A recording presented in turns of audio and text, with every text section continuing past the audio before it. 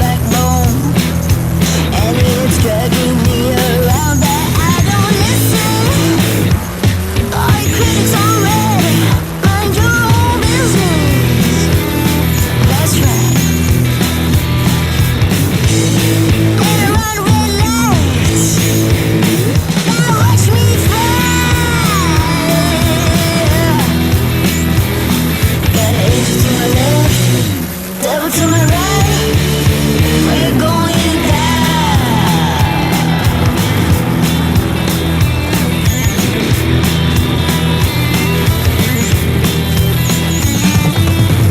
Hit the road, Jack. Won't come back, no. You can find me.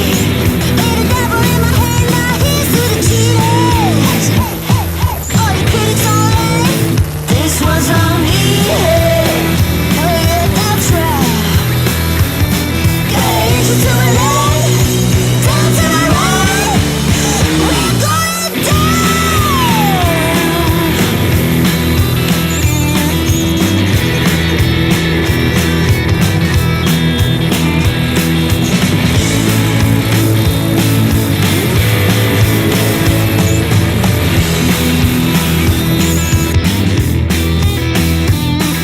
Little white light, I got these ties. Those who survive know the one more time. Forth and back, just like that. What comes around goes around, my man. Say hey, hey, say hey, hey. Forth and back, and just like that, you're going down for heaven's gate. I gotta tell it to the right, we're going down.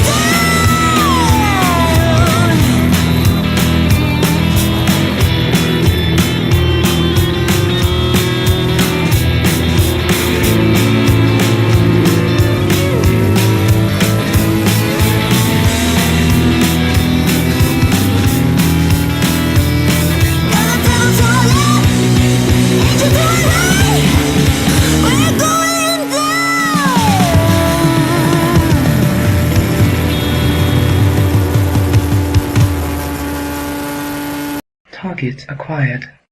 Eagle 1, first strike. You have permission to engage the target.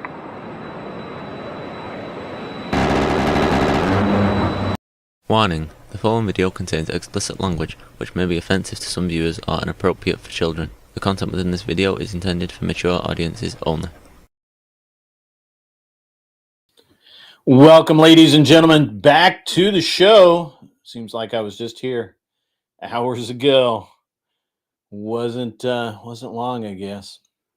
Let's take a look and see who's here, shall we? Man, I think a lot of people stayed up late with flows, so we may not have quite the numbers we're used to. Grillipus came in, said, "How's it going?" Smoking Spaceman is up in the house, being a great moderator. He is. Chuck in Tennessee is up in the house, and so is Viking Paradigm. Ben has jumped in. Darth Grumpy Dad, I see you there. I see you. Yeah. I'm not sure if I smoked Simperius, but sometimes, look, most of the time I just kind of ignore Simperius, but he's been getting a little bit extra off the rails lately, and he needed to be told that he is in fact off the rails, and yeah, it's pretty interesting overall. All right, ladies and gentlemen. So what are we going to talk about today? Well, I don't know. It's been such a weird week already. And the news just keeps getting bigger, better, and brighter, I guess you would say. At least, near as I can tell. Even the New York Post now has actually come out and claimed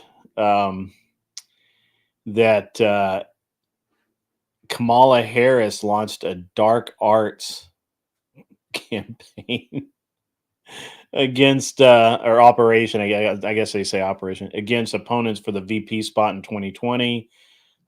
Some book written by the well, one of those people. She did run a flawless campaign for us to win. Back in 2020, apparently, um, the apparently turned to the dark arts. I think this is gonna be a lot of fun to follow. Because there's enough leftists out there that believe in that shit that'll be like, oh yeah, oh, absolutely, Um, and apparently Fox, pardon me, it was a political journalist, by the way. Hang on, I got checking it out. Jonathan Allen and Amy Parnes wrote that in 2020 she beat out a crowded field to join Joe Biden's ticket. Harris advisors ran a dark arts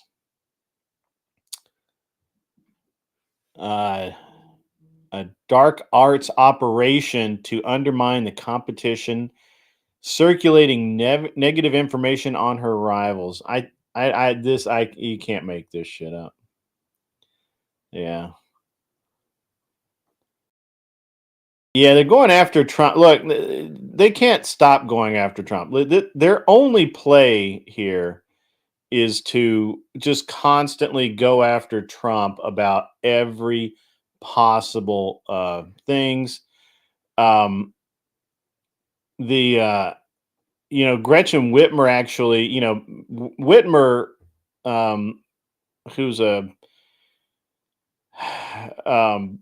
absolute fucking train wreck of a governor, is absolutely destroying Michigan, just destroying it. Whitmer's, like, she's, I don't know. Whitmer got elected. You guys know that. I didn't know this, but Whitmer actually got elected because she promised to, and I quote, fix the damn roads in Michigan. If you've driven in Michigan lately, their roads are not the best. They just aren't. And on Wednesday, during a trip to Washington, D.C., apparently, I didn't know that she did that, they put a spotlights on her prospects in 2028. Now, see, they're already kind of grooming Whitmer to be the next running, the runner for the presidential election. Whitmer hit what many of her fellow Democrats saw as two sizable potholes. Now, this is rhetorical. This is not actual potholes. This is rhetorical. First, in her policy speech, which outlined consistent national strategy, Whitmer basically echoed Donald Trump. I don't know if you guys know this, but echoed Donald Trump. Even though she's literally like blasted this guy on everything, right? Especially the Doge thing, right? Like the and the tariffs. So, but literally, she has said now on record that she's not against tariffs outright, and expressed an understanding of Trump's motivation behind deploying them. What's this? Agreeing with the Orange Man? Orange Man bad. What's up, Ticky Tack? What's up? I agree. Witless is a psyop. I think that it's to get people pumped up about her, and then they'll move to a more palatable candidate down the road. What's up, man? We had some people come in. Charlotte Nightstar, the werewolf, has come in. And Viking Paradigm has made it up in the house this morning. And Damien, Parkour God, he's in here. He's on it. So they just nobody can stop talking about tariffs right now. Did I hear about Facebook colluding with China? I mean, why would you be shocked about that? Facebook is evil, man, like evil. But it's gonna the China. Somebody will just turn it over to make it the Israelis' fault. Yep, that's true. Ticky tack is very true. That's right. Ben's on it. If you see them starting to act like they're more moderate, they're planning on a presidential run, or they're red herring to distract you from the person who's actually going to do that presidential run. So Whitmer's been just fucking up left and right. She's also called for building more in the U.S., cutting through the red tape. You mean all of those environmental controls you voted for, you stupid ass cunt?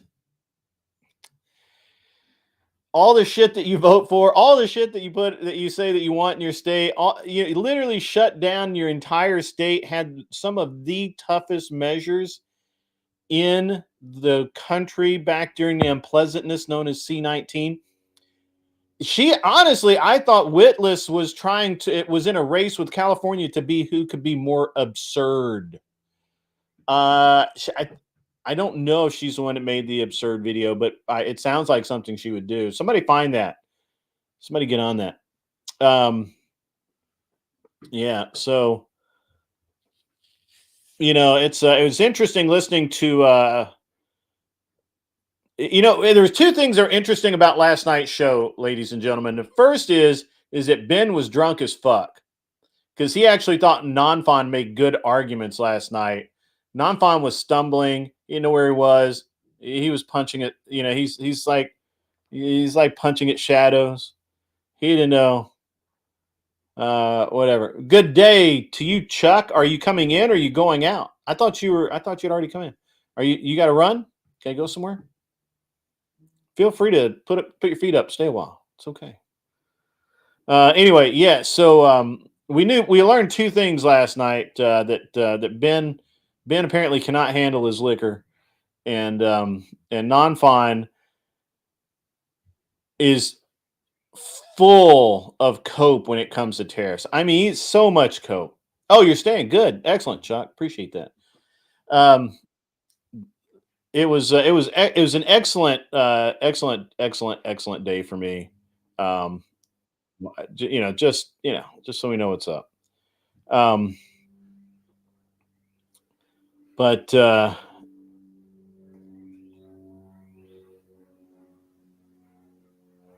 I'm not gonna watch that just yet. Thank you though.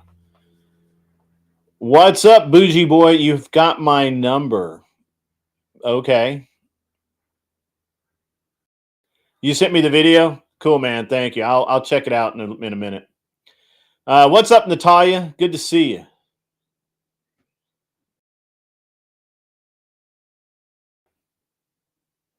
So apparently, Bougie Boy thinks it's a big deal to have my number. Literally, if you can't find my number, which has been the same for the past 20 odd years, if you can't find it in a 2-minute Google search, you're an idiot. So, I fucked up. I feel like you fucked up. But whatever. I mean, I think the dude's in love with me, but I'm married and I'm not gay. I'm sorry about that. So, yeah, I mean, literally, if you can't find it out, literally, like I've been a public figure for 25 fucking years. Like, if you can't find out who I am, you not only suck, you suck at everything. Like, get off the fucking internet and wear a fucking helmet to bed. So that's all that's all I'm gonna say. I've been on fucking TV several times. The fuck? What are you gonna do? Like pull up, brother. Come on, man. That's funny. No, he didn't run away, did he? Oh, it's Are We Not Men? There we go. Here, we're gonna do this. You don't live in my mind at all, brother. Where's my button? There it is. My favorite button right here. Boom. See ya. Boom. He is obsessed. That dude's gay as fuck. I used to think Wee Little Man was actually just kind of hurt. Like, maybe he had been, weird uncle or something. I used to think that, but now I gotta go with dude is just straight up homo. Not that there's anything wrong with that if you're homo. Look, it's totally cool. I'm not homo, bro. It's not gonna go anywhere. Uncle Touch. What's up, ladies and gentlemen? I can't I can't get enough. The I can't get enough of this. Uh, uh, uh, hey, thanks, Twizzard. I do enjoy my Crucible gear. Um, uh, oh, dude, that was lit. That was lit. Hang on, where is that fucking? So I got up this morning and I just I'm sitting there working on my computer. I had some shit to do. I was dodging some actual work to get done, and I'm watching this, and it's funny. It's funny because you knew this chick was getting arrested. Like the minute she saw those blue lights, it was like, why is he pulling me over? Like, you know why? You know why? Come on. You're a criminal. You know why you're getting pulled over, right? My DoorDash. My DoorDash orders got to be filled, man. And she called DoorDash and said, "Hey, I'm getting arrested." What's DoorDash going to do? DoorDash isn't bailing you out, brother. Like, what the fuck? Like, this is dumb as fuck. Like, I honestly can't even. I don't know. That was weird. That was a weird one. So, yeah, right. If you have man in your name and it's not like kind of funny, then probably not very manly. Anyway, well, we Little Man will be back shortly.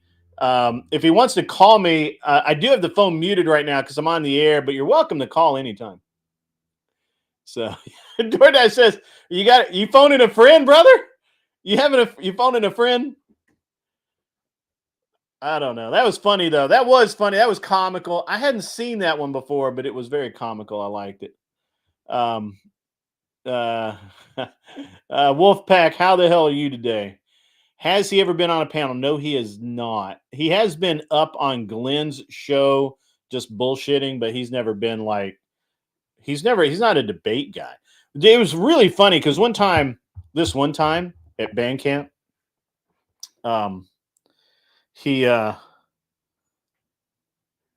we were helping Glenn do some debate prep, and Ben, it was against Ben Thorpe, and I kind of understood. I already knew Ben Thorpe's arguments, so I had some way. I had very specific methods to kind of counter those arguments, and I was trying to help. I was trying to help Glenn with that, and Wee Little Man, because this had to, thought that he had an argument, thought he had a thought he knew something, but he knew jack shit, and I just kept having to cut him off, and finally I just got tired of it. I do have a limit, and I was like, dude, shut the fuck up. And then he came back later. He's like, "Oh, I don't know why you're so mad at me." And I'm like, "Dude, fuck you. Get out of here." He literally, I don't know why you were impressed with non-fun. He was tripping over every single argument that he tried to make, and he contradicted himself 3 times. Even you didn't do that, Ben. But he's playing. He has the Destiny playbook out. He has the DGG script out, and he runs it over and over again. So I like Nonfon. Don't get me wrong. He had a bad performance last night, but that's okay because he's been getting his tariff debate wrecked by people who actually debate like Scott, Fabian Liberty, even average Tyler, average debate and Joyer actually wrecked him. I think Tyler visually lost that debate because Nonfon had better rhetoric and was just able to kind of keep his wits about him a little bit. And I think I think Tyler was not being very cool. But on just definitely I feel like Nonfon could only repeat the same thing over and over again. He couldn't actually, and he couldn't defend it. He can't really break it. Rob is supposed to have a debate sometime today about Trump's performance. I'm actually supposed to have a debate. When is that? Where the fuck is that? Thanks for reminding me. I wonder if that's today. I think it's Friday. The fuck are you, Gibbs? There he is.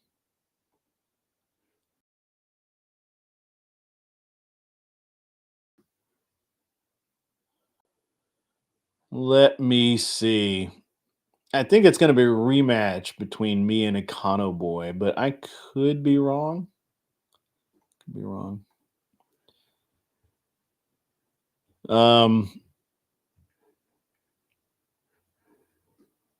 Yeah, I think it's next week. I think it is. Yeah. Anyway, so yeah, I'm supposed to have a debate. Going to probably debate Econo Boy. Not really sure what the topic will be yet, but it'll be something economics related. Probably tariffs or why Trump seemed to reverse himself. When the bond market started going sideways, left, right, and center.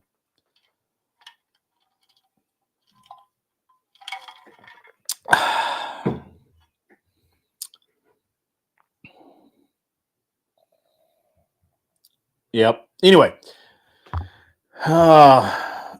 Wee Little Man has not been back. Bougie Boy is interesting because I that's a new one for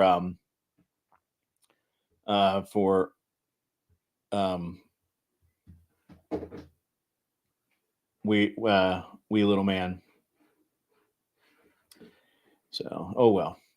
All right, so where were we? Where were we, Ben? We were talking about Whitmer probably going to try and run the. It was probably going to try and run the. Probably run for president. Sure, absolutely.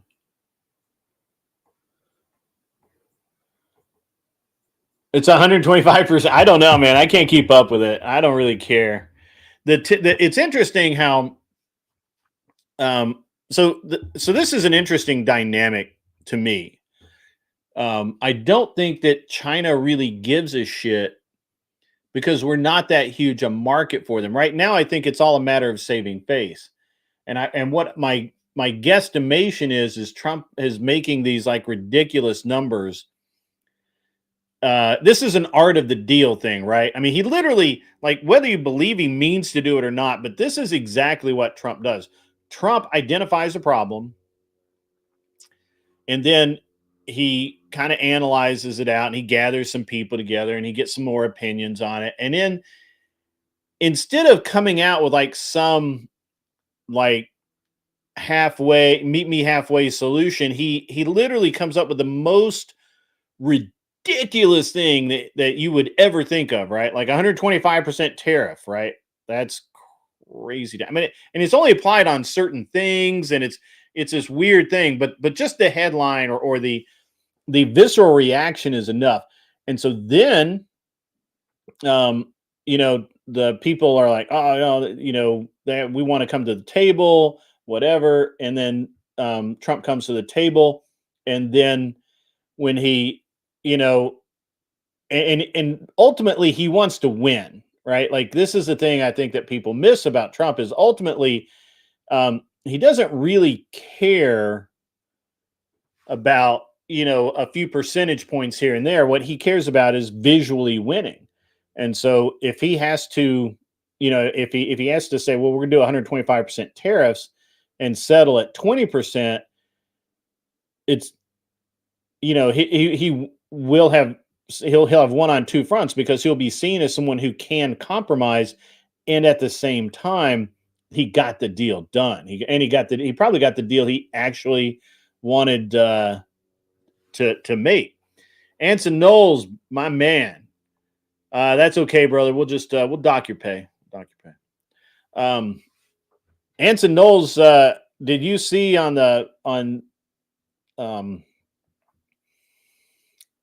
Flow State show this morning? There was your next ex-wife up there. Big boobs, a lot of issues, worn out for her arrest, getting arrested doing DoorDash. I mean, it was right up your alley. Right? I was like, that's Anson. That's all. Anson's all about that. Like, this is exactly what he wants. So, threatened her ex-boyfriend to the point where she's facing. I think she was arrested. What Ben was it? What was it? It was. What was it? She was charged with like inciting domestic terrorism or some shit. Like it was an aggravated stalker. Yeah. So it's up there for you there, buddy. Mr. Anson Knowles. Why can he say he likes them problematic gals? That's right.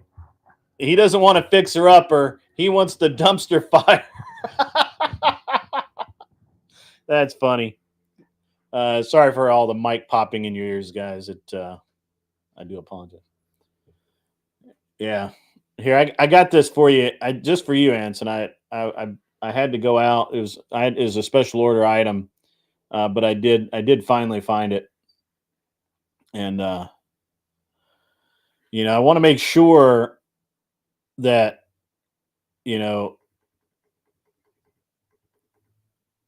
I really like when I find stuff that my friends need, and it is what it is.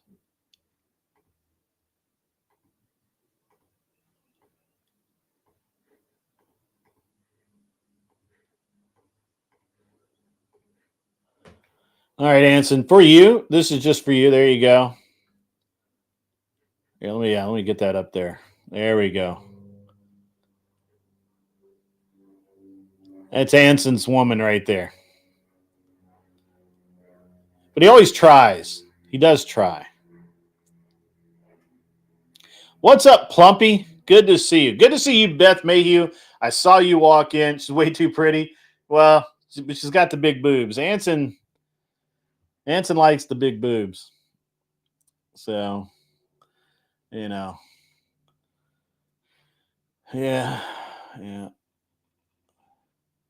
Anson doesn't. Anson likes the warning signs too. The warning sign is just an acceleration sign to Anson. Anson is just like, man, let's go. Good morning, Arakar Oak. How are you, sir? How are you?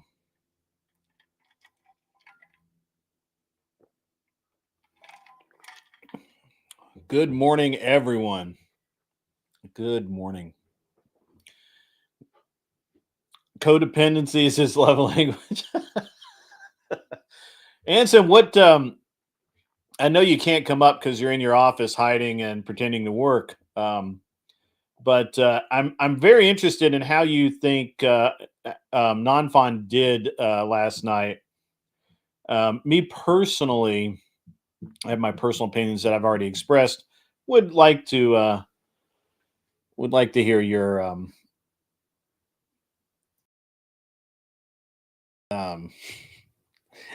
I would like to hear your inference. Yeah, Beth, I don't know. I don't think that's how that. I don't think that math works. Yeah, right. Yeah, the socialist that calls himself a neoliberal. That was funny. You think he'll become normal?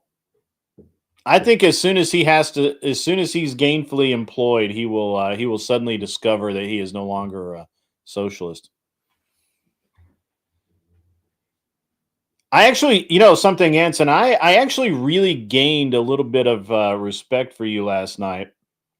You when you were talking with Nonfon, you led him straight down the primrose path into contradiction, multiple contradictions, and I thought that was great. I thought that was great. Good morning, Lindsay Smith. How are you? How are you?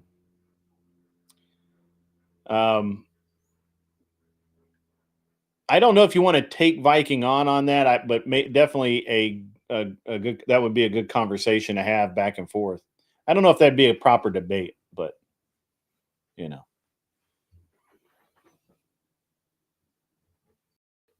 No, actually, Arakar Oak, he pretty much does run pretty much the same Destiny playbook. So, yeah. So I think it's interesting that I thought last night was interesting. I'm still working on getting the debate channel. Yeah. Right. Right. I mean, when you hear Nonfon talk, he sounds like a non-methed out Destiny, right? Like he's like a pre-meth Destiny. So, yeah.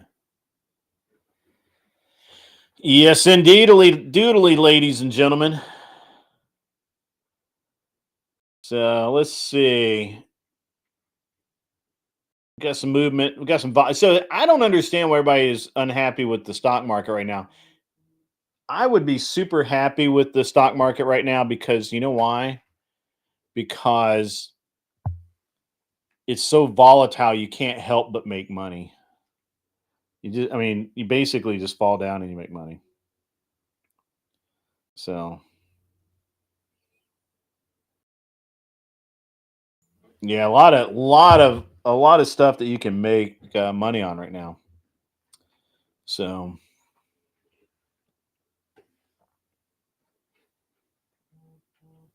but yeah, we'll see how that works. We'll see how it works out. Best time, man. I don't understand why everybody's so happy. I was really annoyed that the stock market just kind of hung out at a high level for a while, and everybody was like, "Oh yeah, I bought Tesla," and I'm like, "Yeah, you should have bought Tesla at like when it was $115." Yep. Unemployment down, people are making money, stock market's down, cheap deals to spend on. It's a win-win for the average Joe, says Ticky Tack. And he's not wrong. He is not wrong. The interesting thing is that the people that I hear complain the most, and this is going to sound really funny coming from me, and I don't really care. Um,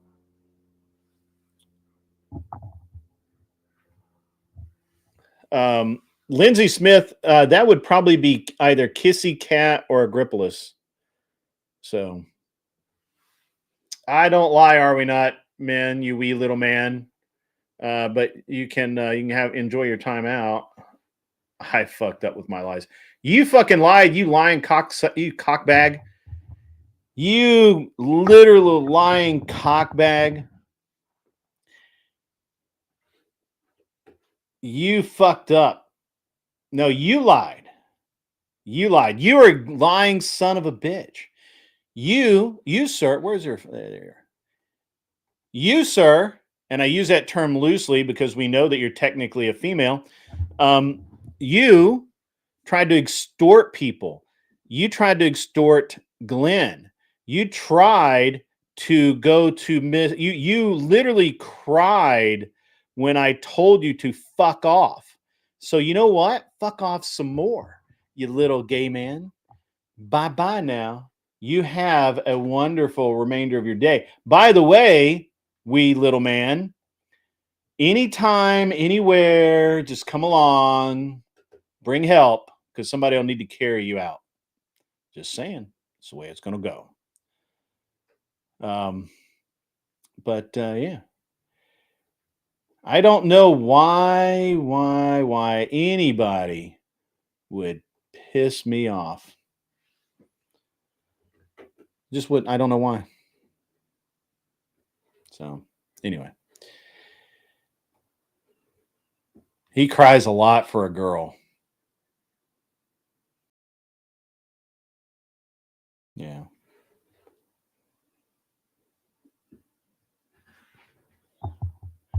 Yeah. Poor guy. He's a girl, really. What's up, Angel Berber? Good to see you.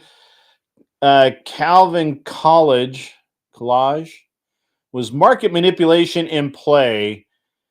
That's a cause to pause and evaluate this situation. Interesting. You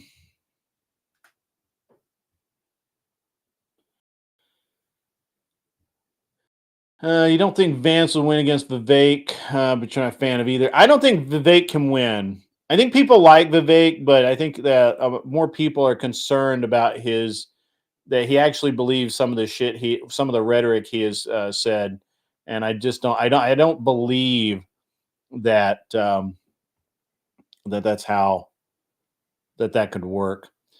Calvin Collage. That's very interesting. Do I think Yeah, absolutely. Market manipulation was in play. But before I go further, what do you think? What kind of market manipulation are you talking about? Are you talking about the web that they're trying to spin that Trump benefited from insider trading, or are you talking about other things? Because there was definitely market manipulation in place. So the thing is, this is funny. So I am a Tennessee hilljack, not a hillbilly. I'm a hilljack. We're slightly better educated and better looking. We have all our teeth. I know how to. I will literally send projectiles your way from far, far away, and then I will hide you in the remains of you in the hills where no one will ever find them because no one ever goes there, and you will just disappear from the face of the earth. That's how that works. Michelle is only nice to you, Ben, because she hasn't talked to you for more than 3 minutes. Well, I mean, that I don't believe that. All right, so where is it? Well, if you were in the government, you knew when that was going to happen. That's yeah. There we go. If you were in the government at all, you kind of you knew what was going to happen, right? This is why the government should not be anyone in office should not be allowed to purchase stocks or bonds or pretty much anything else. If you listen to, I don't believe that on the Trump side there was market manipulation, but I do believe on Japan. I believe foreign countries, Japan in particular, benefited from market manipulation because they took a risky move and started selling U.S. bonds to push Trump into shutting down his or pulling back some of his tariffs and coming back to the table. Now, whether or not you believe that Trump had that in mind all along and just the bond thing kind of caught him out a little early, whether so I don't know. It's very interesting. You're welcome to come up and make your case, Calvin, if you like.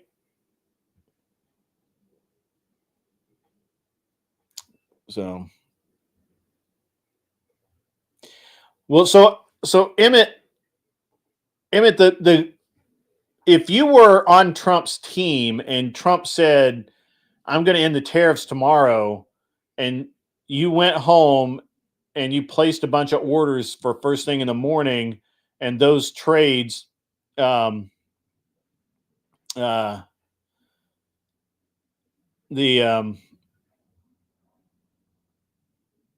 those trades happened like in a very suspicious time frame, it could be market manipulation, but that would actually just be more insider trading and taking advantage of overhearing something or some knowledge you had, which apparently all of the Congress people do all the time.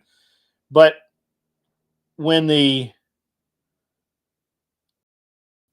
market manipulation in and of itself would be basically, it would literally have to be that Trump said 3 days before, like to Bear Stearns, not Bear Stearns doesn't exist anymore, but if Bear Stearns still existed, basically Trump would have to say to the hedge fund managers or whatever, yeah, I'm gonna let this run for 3 or 4 days, and after that, I'm gonna cut it out, and it'll be done by the end of the week. So that I think is closer to market manipulation. Tim E. Death threats, huh? Not really. Just normal stuff. But you can enjoy your time out as well. You know. So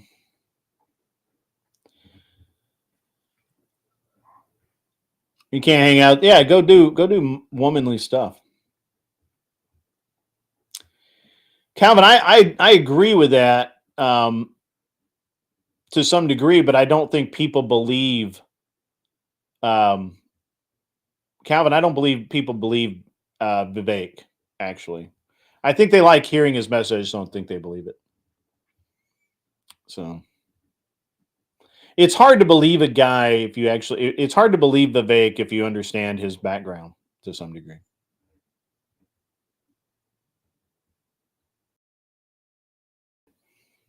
So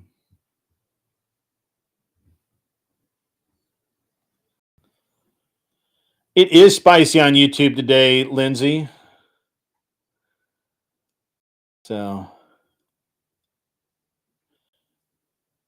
Ben, my problem. Let me tell you my problem. My problem with Vivek is the way and this was covered in the preliminaries, kind of the way that he grew his company and some of the things, they weren't illegal, but certainly they pushed the envelope. Um, and I don't know. I think that people he needs to back him to make any kind of concerted effort. I don't think they like him enough to back him that way.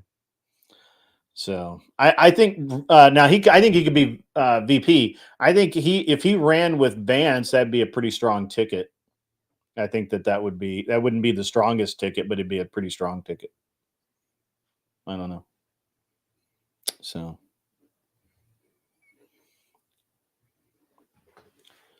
yeah.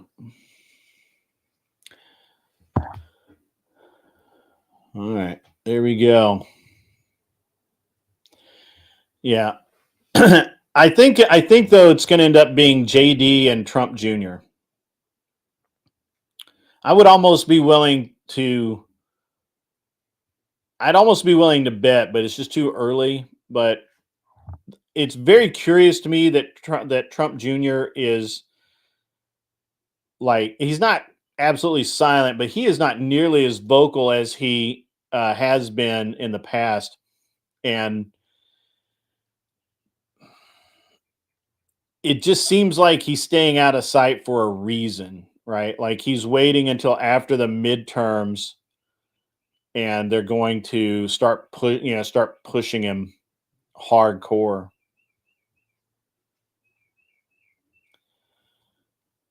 Oh, that'd be hilarious too. Generational Trumpism. That'd be funny. So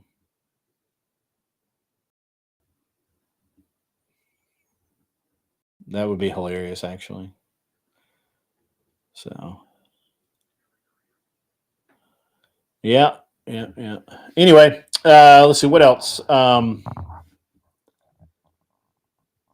Yeah, I don't know.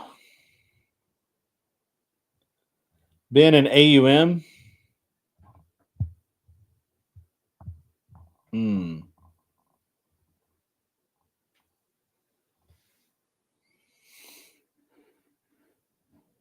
I appreciate that, 13.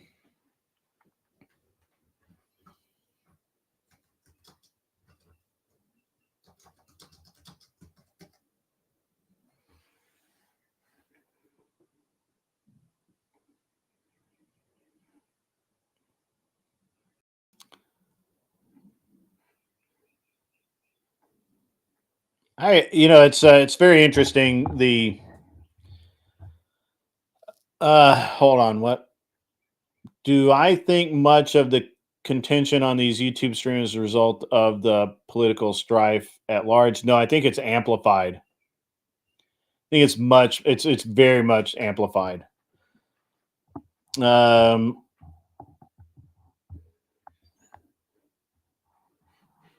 Viking, yeah, I don't trust him either.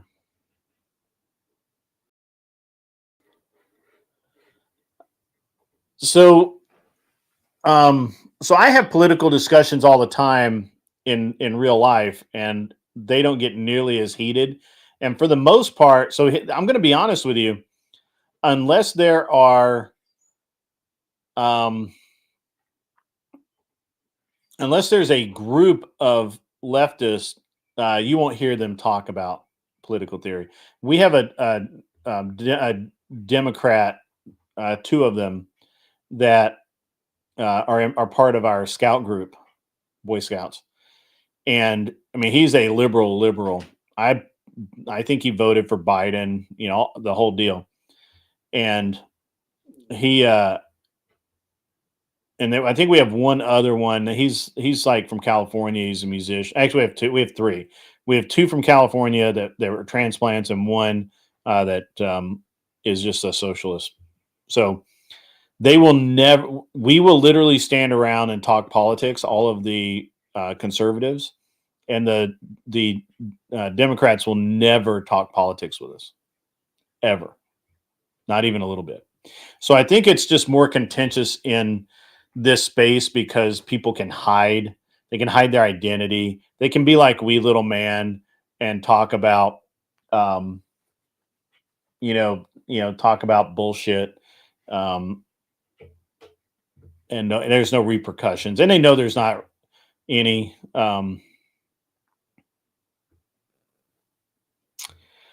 Calvin College.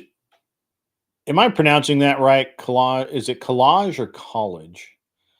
Um, anyway, Calvin, if Donald Trump has a strong second term, then I think Don Jr. could be a threat. However, if Senior crashes out bad term, then we can be looking at dim win. Buyer remorse is serious now. I don't believe. See, I can't. I don't know anybody that's unhappy with Trump right now, except there's a few people on Facebook that I hear that are, and their biggest complaint is that he backs Israel, and they weren't even going to vote for Trump to begin with. They didn't vote for Trump to begin with, or they weren't going to. The one guy, and I'll have him on the show at some point. We'll get his viewpoint. So, Lindsay, you are welcome, as is Ben. You're both welcome at the same time to come up. I will talk to both of you. So, I think this is going to be a pretty good Trump term. The problem is that, and I think the Democrats are fucking up right now. Bear with me and tell me what you guys think about this. I think the more the Democrats are pushing just wholeheartedly for against everything Trump, they just push. They make it to where the ink isn't even dry on an executive order before they've got some Fifth Circuit or Ninth Circuit some circuit court somewhere, with to have a judge put an injunction on it, and then so it. I mean, it's literally it's the most hateful game of one-upmanship I've ever seen, and Trump actually to Trump's credit, he's actually not really striking back at these people. I mean, I listened to his speech yesterday, and it was, and I don't remember when he had that speech, but it was a pretty good speech, talking about getting the bills passed, being team players, that kind of thing. But the um, yeah, I don't know. I think Trump's going to have a better. I think Trump's going to have a better term this time. But the problem I think the Democrats are shooting themselves in the foot right now. If they really wanted to win in 24, or pardon me, in 28, if they really wanted to win in 28, they would. They need to let. They need to kind of let it be seen that Trump is making these decisions, and they're not standing in the way, and they're not arguing with them, and they're not, they're trying to reach across the aisle. They're trying to do all this stuff. So it's an interesting thing. Let's see. Do I think this tariff stuff has at least part to do with the Biden administration blunder in regards to the BRICS narrative? I mean, definitely the BRICS narrative fell apart because Biden was, the people managing Biden were, basically unable to do anything, and come to a consensus. Biden at that point his brain is soup. So I think it was hilarious last night that Non-Font acted like Biden was an effective president. I thought that was pretty funny. You don't like Kristi Noem? I like Kristi Noem a lot, but only because when she was in South Dakota, she's pretty badass, and she made some very based decisions for her constituents. So I know they don't have an economist candidate, so it's tough, right? It's tough. So. Well, it's not just that they don't have an economist candidate. Their idea of economist is fucked up. Use C-SPAN's Washington Journal is a great place to gauge voter impact. They open callers. The independents seem to be regretting their vote, especially with how Musk just callously fired people. Yeah, I don't know. I don't know that I buy that. And I don't buy anything off of C-SPAN, but that's just me. So I get it, Ben. You're a weird dude. You know that? Because on the one hand, I feel like you're a raging leftist lunatic, but you're also kind of patriarchal. So it's a weird contrast. So maybe you're not a leftist. Maybe you're just you've delved so far down in the leftist hole that you speak leftist very well. Yeah.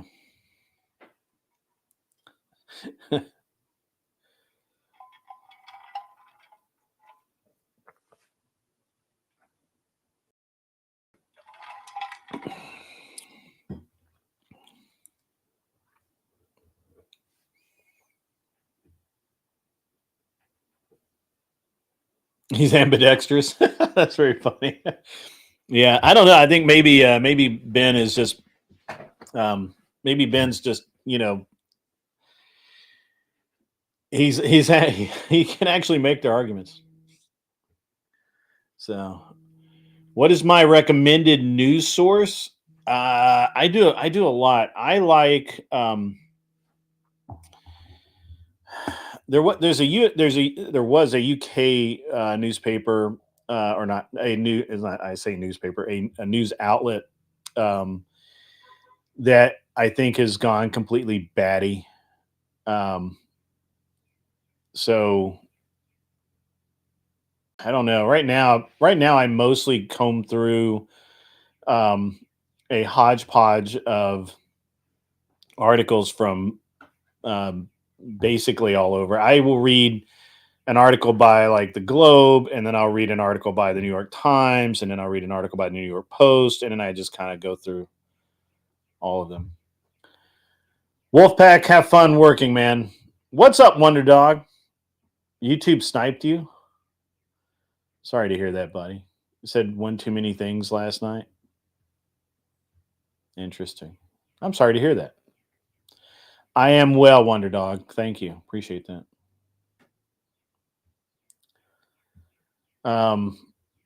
There used to be that. Oh man, I cannot think of what it was called.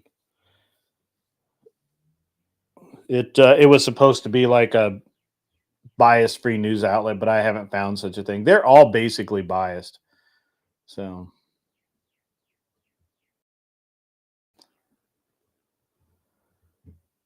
Ben doesn't think there are any good women left, Lindsay. You and Ben ought to come up. You guys ought to come up on panel and chat because he talks about a lot of the things that you really kind of like. You have very strong opinions on.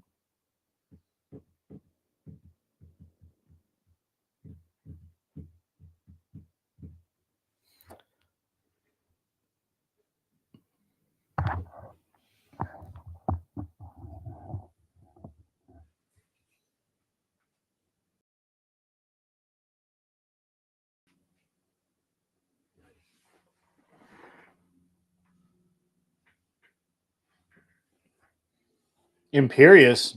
I don't see Imperious. Where's Imperious? Oh, Ben's okay.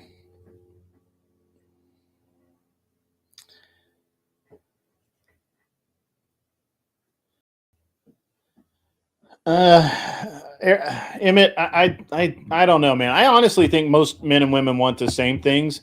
They just don't. They just talk past each other and how to get it. But I could be wrong. I've been wrong before, like twice. Are we not men? I was wrong about that dude. I was wrong because his real name is Wee Little Man, and mostly he's a lot of weeing, wee all the way home. So.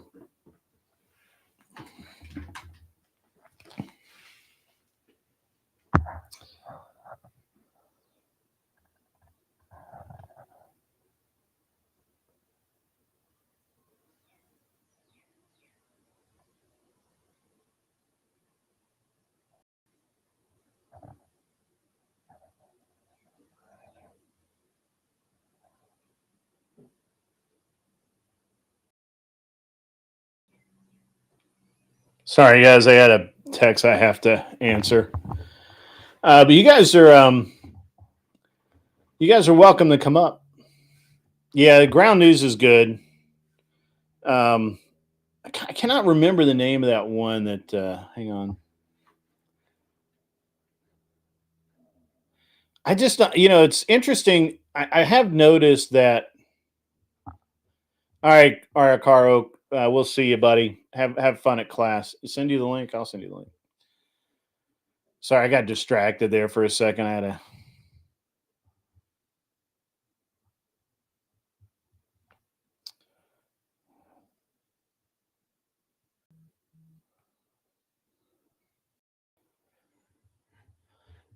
Let's see. Where's my link? Sorry, guys. I had somebody like text me, and I actually have to kind of respond. Give me one sec. Also, Ben, I'll get you that link. Stand by.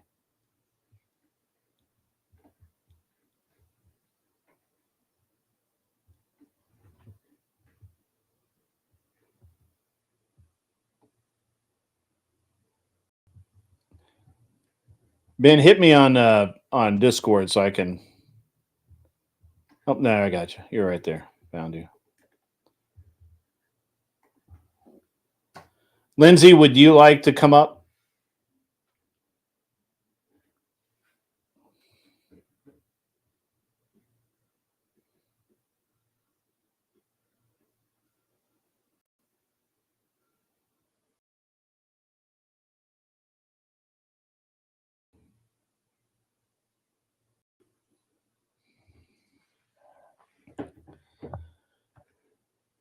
You don't have Discord?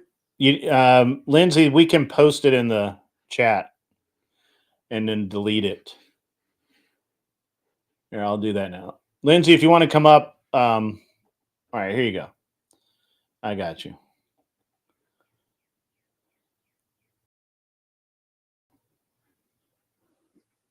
All right, this is for Lindsay only. I'm going to delete it just as soon as she hits the button.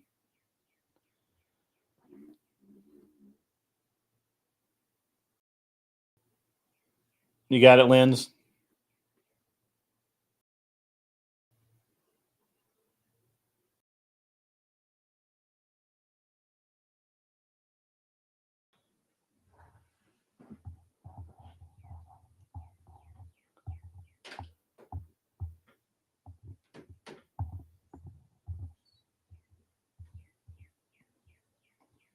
All right, deleted. All right, let me. I got Calvin here. I want to respond to Calvin.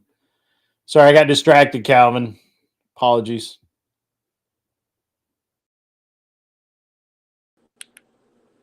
All right. Basically, says if you feel there is no buyer remorse as of yet, how do I explain the Supreme Court Wisconsin win by a liberal judge? Also, the percentage win in Florida dropped from 33 to 15%. I'm not really sure how that would reflect buyer's remorse because that's not Trump, that's individual people. And the state courts are the state courts, man. I don't know. I don't know about those races. I think that's um,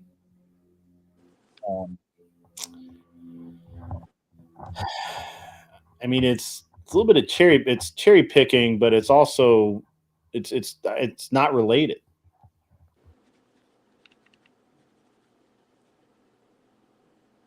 It is not. Nobody's no. There's no dating stuff.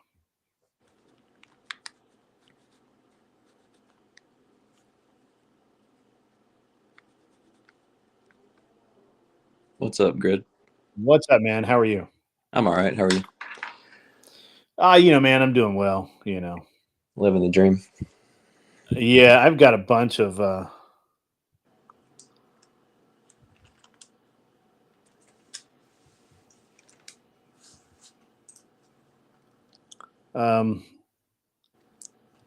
guess I don't know how all of a sudden I'm getting all of this. I may have to end the show a little early. I've got a lot of stuff coming across my desk, so to speak. I got you. But we'll see. Maybe you guys can entertain well enough. I can take care of some of this stuff. What's up, Lindsay? How are you? What's up? I gotta mute myself real quick. Okay, there we go. All right. Hi, Ben. Nice to meet you, I guess. Wow, you actually came on. What's up? Yeah. Hang on. So, hold on. I want to. We can bide some time for you.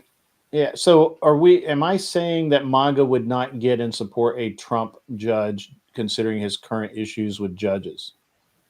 I'm not really sure how I would answer that. I don't know that. I don't know that MAGA had anything to do with it. I think Plumpy is right. Wisconsin was flooded with hate towards Elon, whether he deserved it or not. So that's interesting. I don't know. I think trying to assign it to the presidential candidate or the presidential win is in a past election. I think that's interesting. I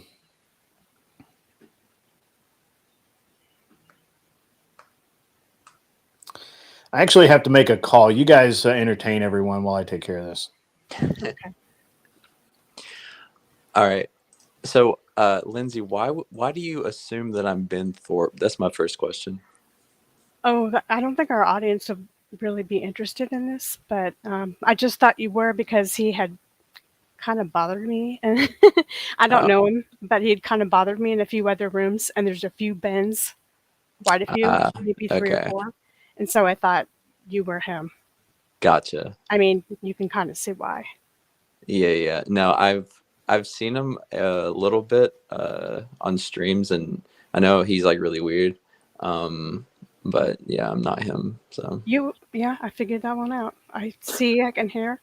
Yeah, sorry. it's fine. Completely thought it was you, and then you were. Which Ben are we talking about? I didn't kick you. Ben Thorpe. I don't even really know him, and You don't have to know him to be freaked out by him. I think that's fair. this other Ben I thought was him. This new Ben that I'm just kind of meeting, and so we kind of had a little. Oh, he's not listening.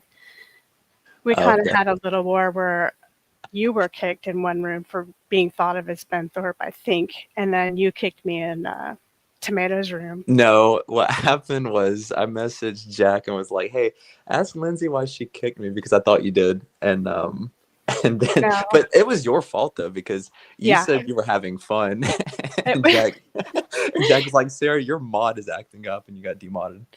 So she had just modded me like I 5 know seconds ago.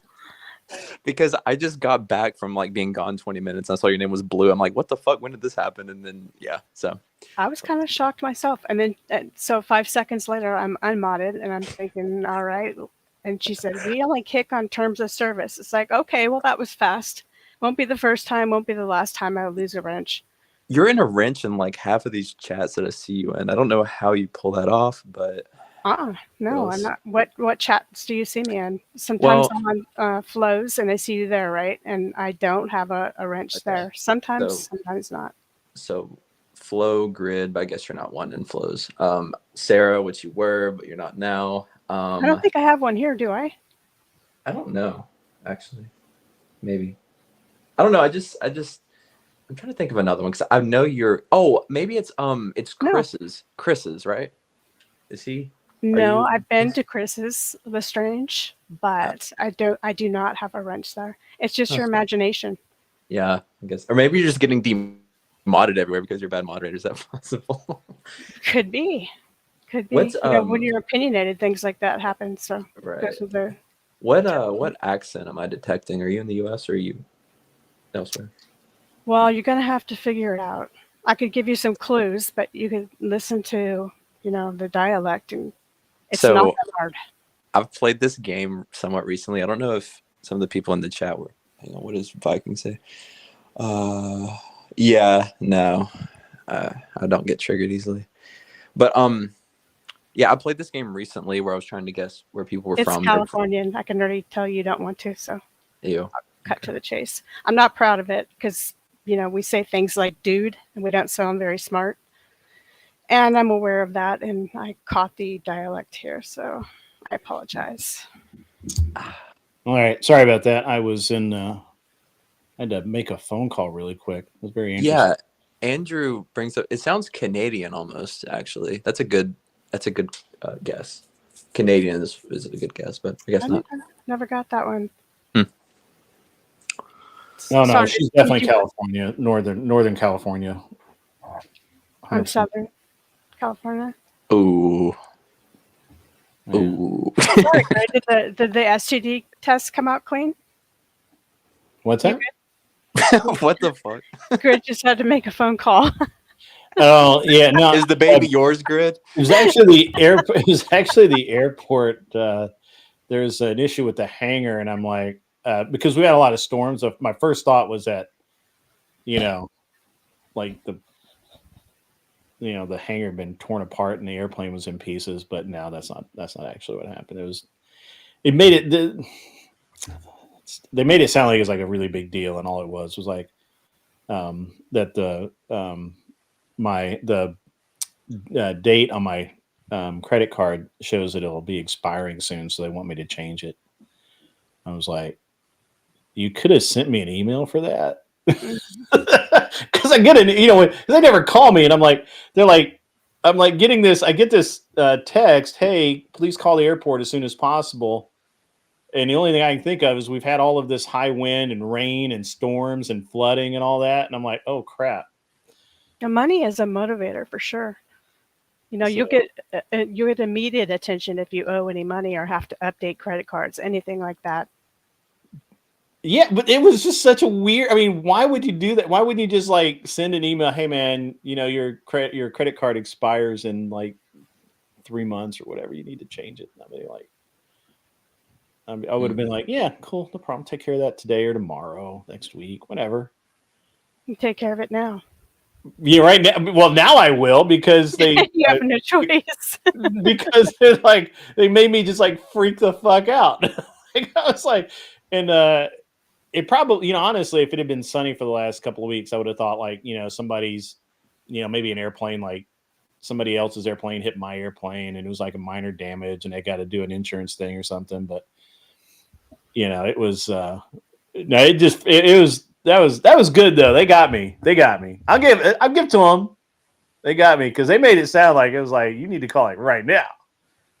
It sounds to me like it's negative. Like he's not the father. He seems really relieved. So I don't think your theory's right, Ben. He's not the father, no way. You guys were talking about Ben Thorpe, so I understand why your minds are in the gutter. Gutter? Yeah. That's not there yet. I heard you call Ben. I'm just getting to know this Ben, by the way. A libertarian? Is that right? No, I think he's a socialist, but it's okay. Who are we talking about? You. Not talking about me, right? Yeah. No, here's the thing. So I like I said before, like just because I don't agree that women shouldn't vote doesn't mean I like it, Grid. That's what I'm saying. Like it's not the same thing. So what happens is when I listen to certain positions people make, while I agree with the conclusion, I can take some issue with how they got there, right? And so if I have an issue with how they got there, then I'm gonna argue it. So you don't agree that women shouldn't vote. You just think you're okay with I think voting. Double negative. It's confusing. I think there's not a compelling enough reason to say that women shouldn't vote, but I do think that since women have been able to vote, it's negatively affected. So there's a compelling reason for them not to vote. Anyway, so Ben is a troll working for Ava the G. Nobody works for Ava the G. Ava the G doesn't work. What are you talking about? That you can't have a double. She negative. recently That's had like, been. That's like a quadruple negative. Doesn't he have the hots for her? Who? He likes them younger, huh? Right? Yeah. Are you talking about Ben Thorpe and Ava? Or am I completely?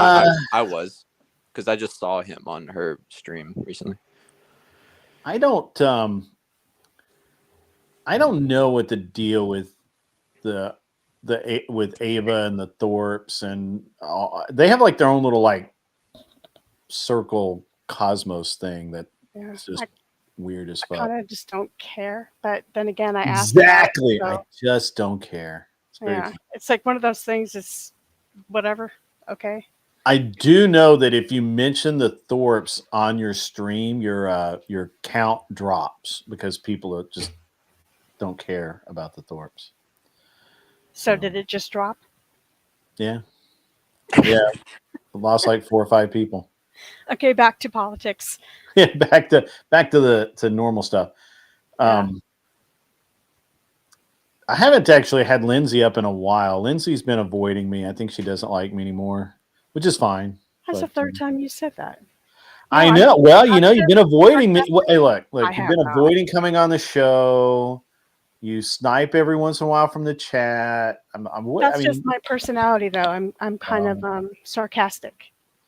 And you know what? You and I disagree on a lot of things. We do. Or there may be something that you're hell of a lot more knowledgeable about than I am. And so why would I get up and say, hey, I'd like to speak to you about that?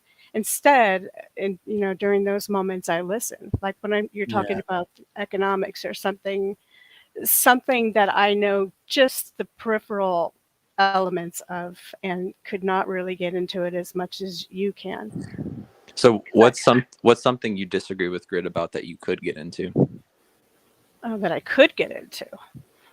Well, I think his views on women are a little bit tough. Oh, okay. Then again, I am a woman, so does that mean I can't? Am I completely biased? Would I agree with him if I were a man?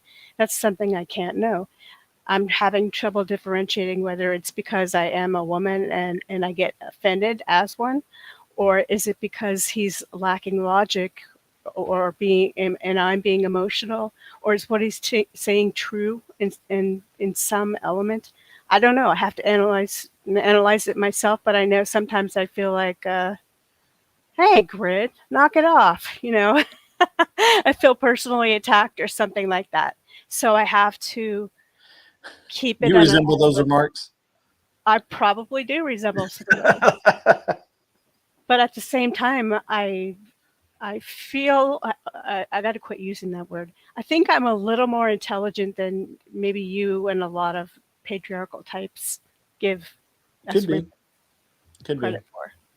I used to be smart. Now I'm not so sure. Um, Well, you're rich now, so it doesn't matter, Greg. You don't have to be smart. I don't know. You got to be kind of smart to keep it. We're all stupid. We're all stupid, in someone's mind. That's what I'm thinking. We're all inferior intellectually in some way. So every panel I go to, everybody else is saying you're stupid about everyone else. Yeah, people can get pretty intense in the debate sphere, I think. But It's hard to be unbiased, especially in yeah, this space where there's Kind so of your job many. to be biased, right? it's actually like No, I was thinking about it the other day. I think my strongest positions in a topic are ones where I disagree with the result of it because I know I'm as unbiased as I can be because my bias would prefer the opposite of what I'm advocating against. So I think anytime you can argue against something you prefer and you think that you're correct and it's not just, devil's advocate, I think those are your strongest positions. there's a paradox with that too, because the more passionate you are about something, the more apt to be biased you are. I think the passion, it just depends on where the passion is, because if the passion is in terms of just the content itself, and that you think that you're correct, then I think it's fine. But if the passion's in some emotional connection you have towards it in some personal way, then I think that's when you get in trouble. And so you reach for confirmation bias when you're passionate, though. That's my point. And so Grid may say something about women. Let's say, for example, that we would be better off if they didn't vote, or women shouldn't serve on the front lines. One of those I agree with. But the one that I don't agree with, maybe that struck a chord for a particular reason. And I am not able to see that because I am a woman. I get your point. I wish we could see more people in the debate world intentionally try to argue like steel man more. Like I wish I could see Andrew go up against like a conservative that he agrees with on most things and then play the opposite side and really He's done that. contend. I know he's done that, but I want to see that more, just not from him, but just from people in general, because I feel like it's one of those things where when you have some negative bias against something and then you look into it deeply to like really learn about it, you can change your mind. And I think that could happen more if we try to argue the things we don't want. I told you he was a leftist. So here's the thing. No, I'm not a leftist. So here's the thing.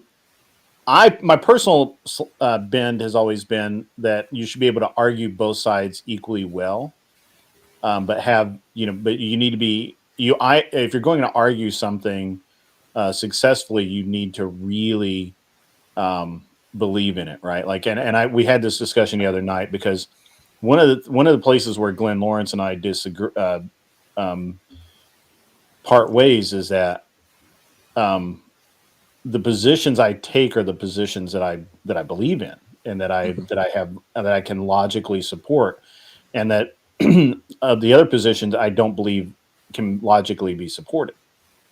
And therefore, even if you can make a logical argument for it, at some point I'm going to be able to find there'll be a hole in the logic, unless there's a hole in my logic, which I try and fix. But in any case, like with non-FON and the tariffs, I can argue against tariffs almost as effectively as I can for tariffs. But that doesn't mean that I believe tariffs are a good thing. It's not the position I would ever take. So, and the best at this, in my opinion, is Rob Noor. Yeah. I watched Rob Noor debate Jim Bob in a position that he knew he was going to lose. He knew that, he knew the arguments against it. He knew, he just knew it was a losing position. But he did an excellent job and the arguments he made were very logical and while not concise by any means, they were on point. They were accurate. It was about voting rights. I believe voting Andrew rights was- were part. No, it was a voting right. Voting rights were part of it, but it was actually it was something else. That the made by Jim Bob one was. I forget what it was, but it. I could go find it. It was I a great. admire Jim Bob because I think he's intelligent and I respect that. And I here comes the but part, just because you can kind of hear it in my voice, right? It's going to be but, because I wanted to say the good stuff first. The good stuff is that he argues very well. He stays in stationary with the logic, pretty static with the logic. But when I kind of look at it a little bit more, I think, okay, he's arguing his position from the religious point again and again and again Right. and again. And he never takes the other side. So this is like a constructive criticism kind of thing.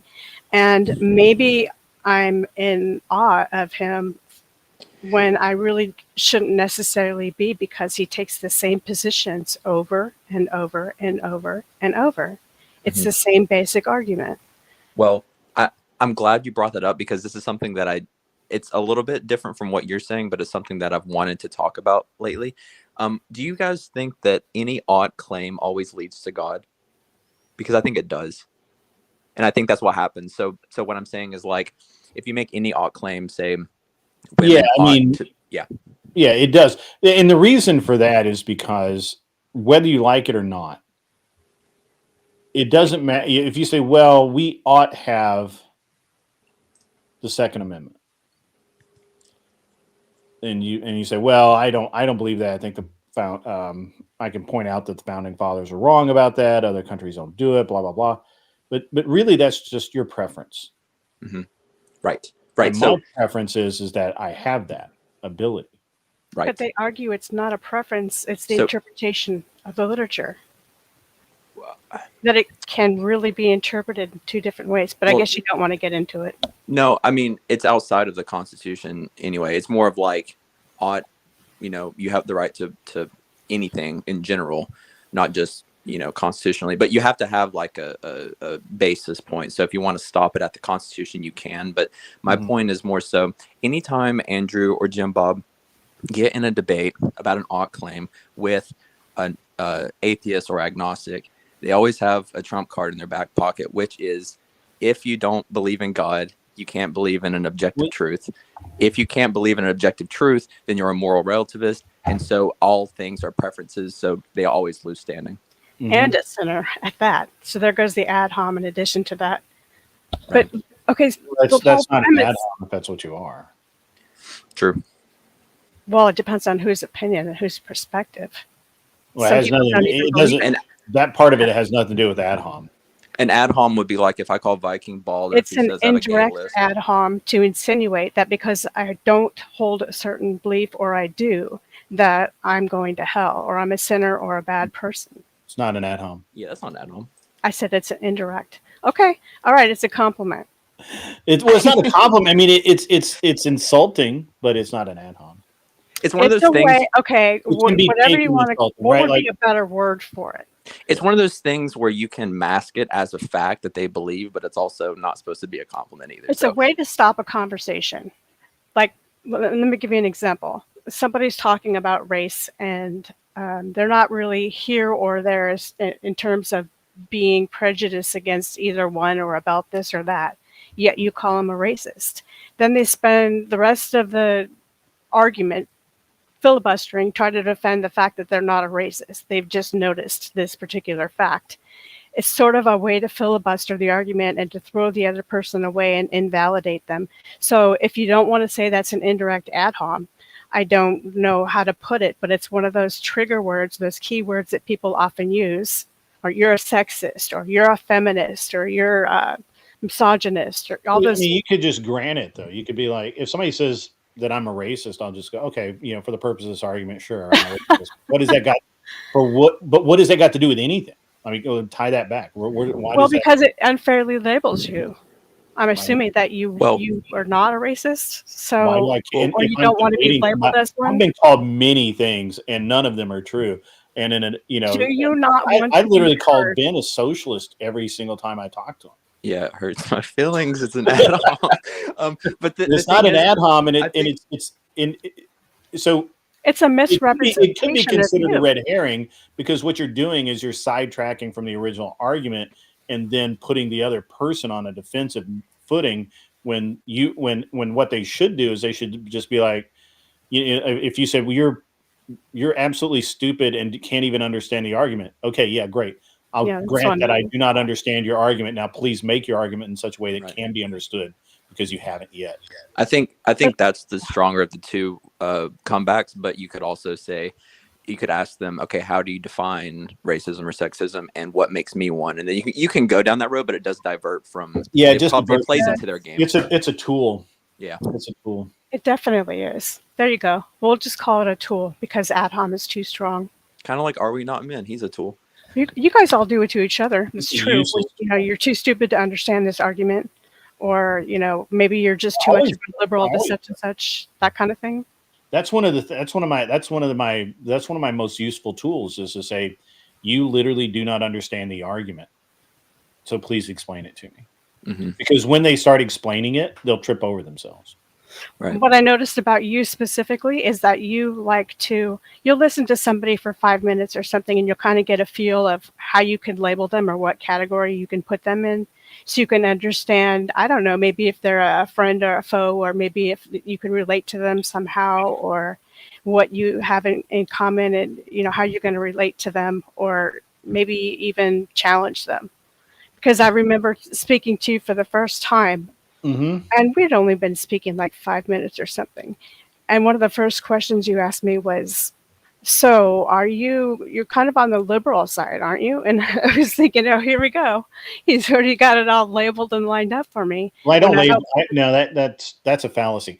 I'm simply gathering little facts that I used to build a complete picture. I can't use one thing. But you could be incorrect, which is what You I was could, talking but- about in the first place.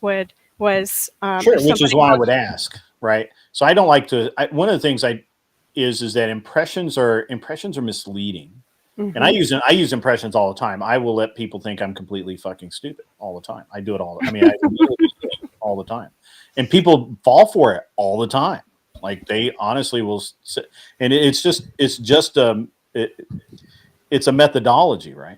One of my methodologies is to act like I don't know anything, and then I let other people act like they know everything, and then they tell me way more than they ever thought they would. Hmm. Yeah. I think too, I don't know. It's like a common piece of advice, which is, if you can correctly, in any conversation, not just a debate, but if you can correctly and succinctly orate back what the person just said, they'll feel heard, and you can make sure you get their point exactly right before you dismantle it or whatever. kind of steel man their argument. Or Yeah, whatever. exactly. Well, Which is helpful on both sides too, right? and Angel Berber's helping out here. He says, that's why Andrew and other great debaters demand clarification of semantics, so debaters are not talking past each other or attempting to sidetrack from arguments. But I do it all the time, just in conversation, because if I say, yeah, you kind of lean liberal, right, and you say, no, not at all, like, then I know that, okay, I can now more accurately understand what you're saying to me, right? Because two sentences mean that say the same thing could be completely different depending on the point of view of the person that I'm talking to. So generically, and not always, obviously it's situational, but generically, when I'm talking to somebody like you or Ben or whatever, I randomly ask questions about what they either meant, what their viewpoint is, or how this is affecting their worldview, because I'm trying to frame out the where they're going, so that it's kind of like, it's not a steel man exactly, but it's just a fleshing out and understanding of perspective and worldview. Are you also trying to anticipate where they may go so that if they do go there or they do think this way, you would also have a ready conversation about that, or maybe a proper question, or To some degree, but generically, if I like when Nanfan wanted to talk about tariffs last night, I already know where he's going to go. Right. I know Right. exactly the arguments he's going to use. I know exactly the facts he's going to pull out. There's literally nothing that he did last night surprised me at all. That's a good point. If you can make somebody's argument better than they can, you're going to win the debate. And so when Anson shocked me last night, I'm going to be honest, Anson Knowles was masterful last night. He did something that very few people can do. He appeared to agree with Nanfan and led him straight into a massive contradiction of his entire point. And he did it over, and he kind of did it over and over. And it was masterful. If you want to see somebody that says they don't debate but could debate very well, that's kind of what an interrogator does. Yeah, he's a politician, so he knows what to do. Anson is very smart, and the other day I gave him a challenge, and I had my little devil horns up because I was causing trouble, and I knew it, and I paid for it. Female, aren't you? Yeah, guilty. Woman moment. I had a woman moment, and I paid for a debate between Chris Lestrange and Anson. Ooh. And Anson is fun because he's always, teasing me. We're always going back and forth, and he's insulting me, and I'm insulting him, and it's just a friendly thing. Anyway, so I'm like, yeah, get up there and entertain us and have a fight, you guys. Typical woman. I'll watch and scream from the sidelines. Sure. So Get anyway, a man to fight on your behalf. Yeah. I'll just talk big and stand by the side and scream. Okay, okay, I'm going to get in trouble for that. So what happened was, Anson is pithy in chat and exchanges things very quickly, and he gets jokes quickly. So I was testing his, let's see how he can roast somebody and be funny at the same time. He was good, and he won, and he was clever, and he was fast, and it was just like watching a comedian. And so I hate to do this to Anson, but I think you're going to have to get up here and talk a lot more and roast people and practice, today, because you are mighty entertaining. He does that hides. Only at night. He doesn't come up during the day because he's hiding in his office. Well, probably not right now because he's been quiet for a while, so he's probably in a meeting. But he hides in his office and sits here and talks crap while he's supposed to be working. So, and he's an interesting dude. Yeah, there's people that hide that are actually very good at debating, and they're just shy or whatever it is. And I hope they get up more. Yeah, it's a little bit different. Lansing's going to be on my debate show this weekend. Cool. Yeah, he's going to do that. Have you heard about that, Lindsay? You came into Flows, and I know you want to talk about it a little bit, so I'll just say no, I didn't hear that in Flows. You didn't hear debate show. I barely talked about it in Flows. Please tell us what's going to happen. Well, I think everybody here knows, but basically, where it's just it's going to be a cool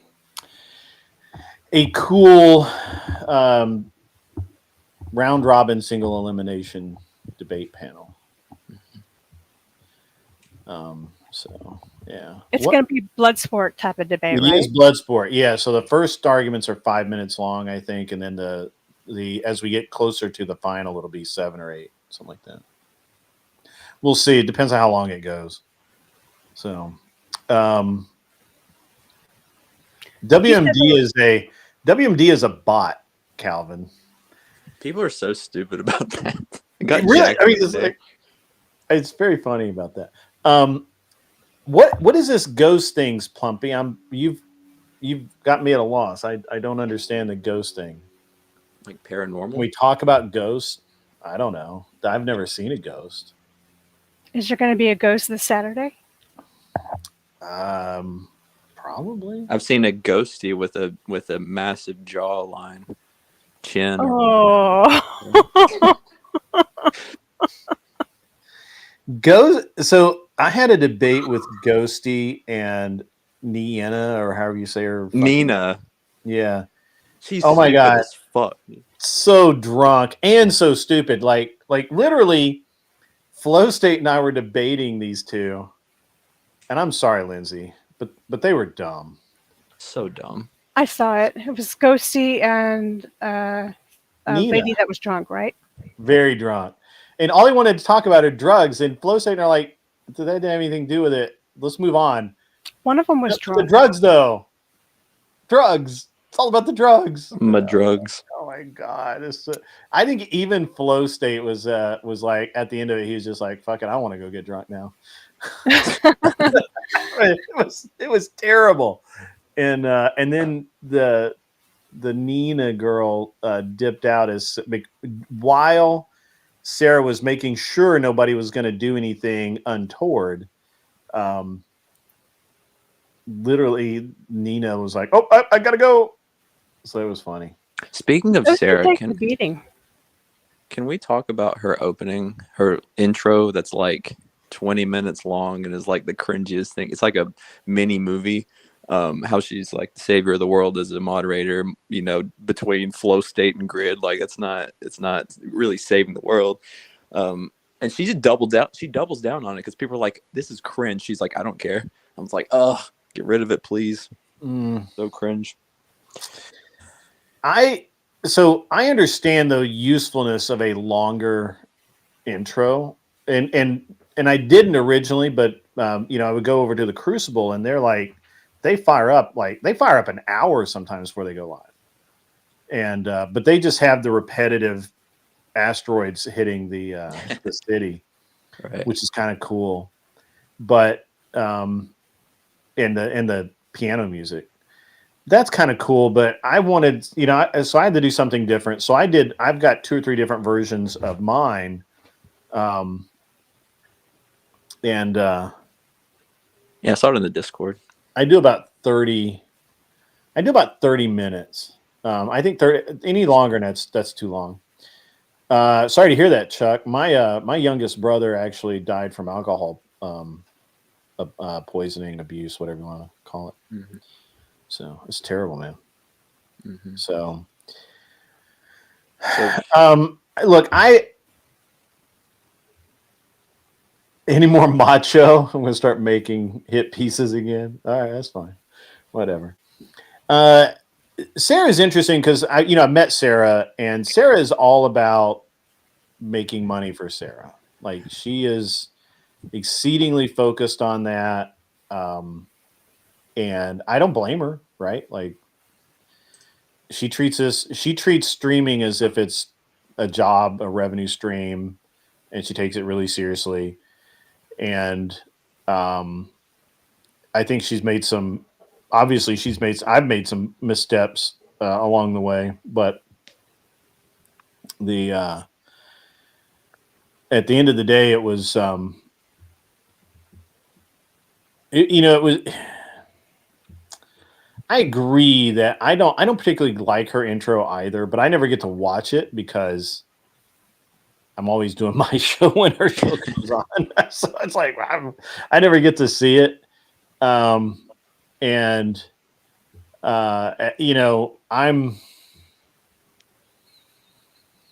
know. I think her show is better than it was. But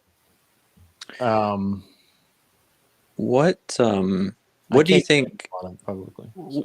What do you think makes a good moderator? There's some different ideas. The way Tim Pool goes about it, for example, like a debate moderator, yeah. Because like Tim Pool, for example, I think the way he goes about it is, horrible because he's a partial debater, if not more of a debater than the other guy.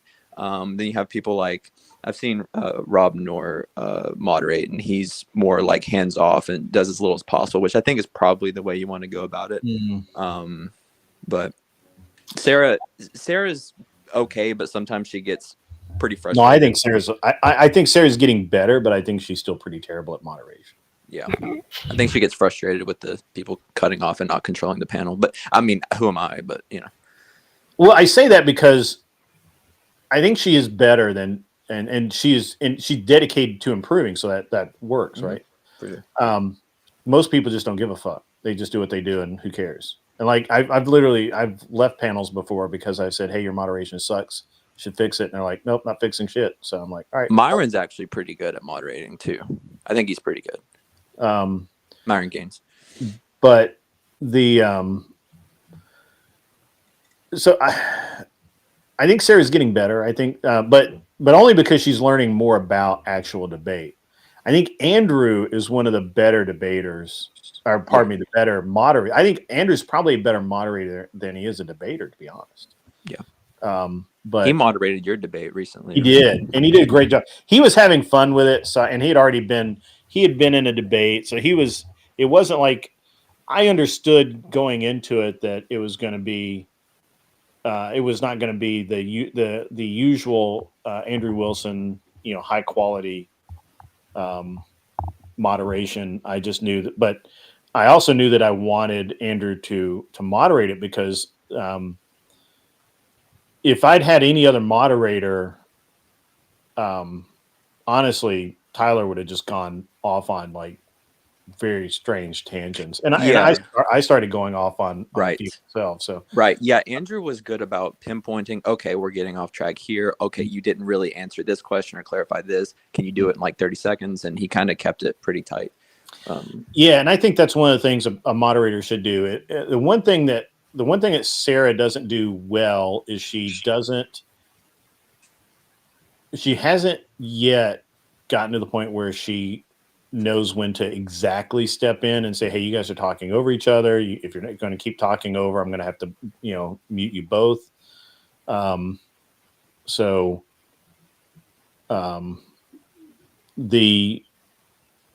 blood sport debating, I mean, I think the two things is you have to be willing, and what you'll see Saturday night when I'll be moderating, and what you'll see is me stopping people from being overly repetitive, and just saying the same thing over and over and over again, because that's not debate.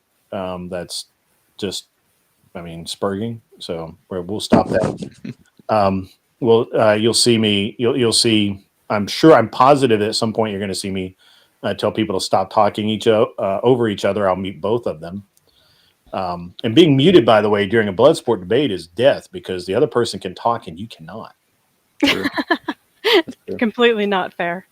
Right. I'm glad you asked that question, Ben, because I did want to touch on two things. I think his Grid's more of a streamer type, so my opinion really isn't as much valid because I'm not a streamer at all. I still want to give it, though, because I'm a girl. One, there is the problem of the difference between a formal debate and a casual one, and the rules overlap, so that can be a problem, too.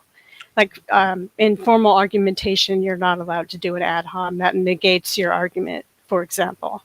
And in casual conversation here, you can say, your dad sucks. I called him last night and did him twice, and you're ugly. And that's okay. It can be part of the argument. So these two things constantly overlap each other, and there's no way to call fair or unfair or to get back on track, and everybody just yells at each other. There's no organization.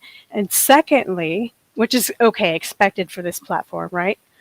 And it's even kind of entertaining. But the second part is that you will find, maybe this doesn't bug you, but it bugs me, the moderators often don't understand the arguments themselves. Right. Yeah. You need a moderator needs to be one that can debate, for sure. So the problem is that you have moderators that insert themselves in, like Wick, right? Who will insert themselves in the debate. You have other moderators who will try and moderate in like a sheriff and be like, "Oh, that's a fallacy. You can't, whatever." And we think that that is just fucked up and wrong. It really depends. Why is that wrong? Because you're making the argument for the other person. Yeah, the other person's the one that does that. Lindsay, I'm just kidding. No, I do that. You're right. You're right. You can't say. I mean, like, if I am actually making a red herring fallacy. It's a valid technique unless the other person catches on and calls it out as a red herring. Right. Right. It's all about persuasion of the So viewers. so when you, but that's one of the reasons. Go ahead. Can't you simply call it out without naming it and point to their logic at the red herring flaw, but not say red herring? Not as a moderator. No, I'm talking about the debater. Oh yeah, the debater. You can let me get into that. Let me give you the moderator side. We can talk about the debater side of it in just a second. Let me stick with one thing. Uh-oh. Did he freeze? Mm-hmm. Created for Glenn. Uh-oh. Somebody needs to pay his internet bill. Yeah. What? Your credit card, you might want to check out. What? Yeah. You're good now, I think. Did it do it again? A couple times. No, it's just something with Talk Studio does this. It just randomly kicks everybody out. It may kick us out.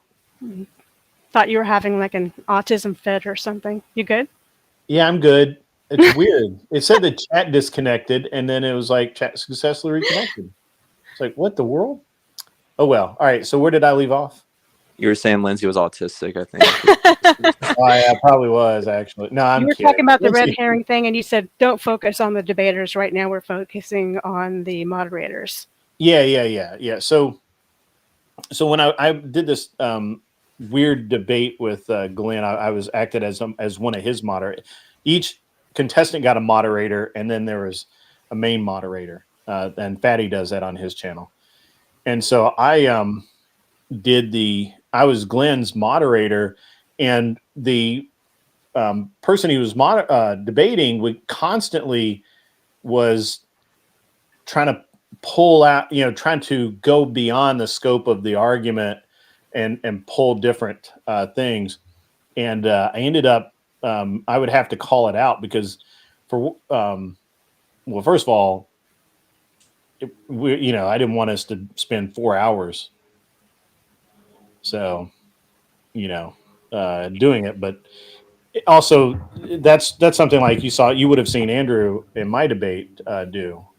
When I was talking about, like, I went way back to Revolutionary War, and Andrew was like, let's keep it closer on topic. And I was like, all right, that's fine.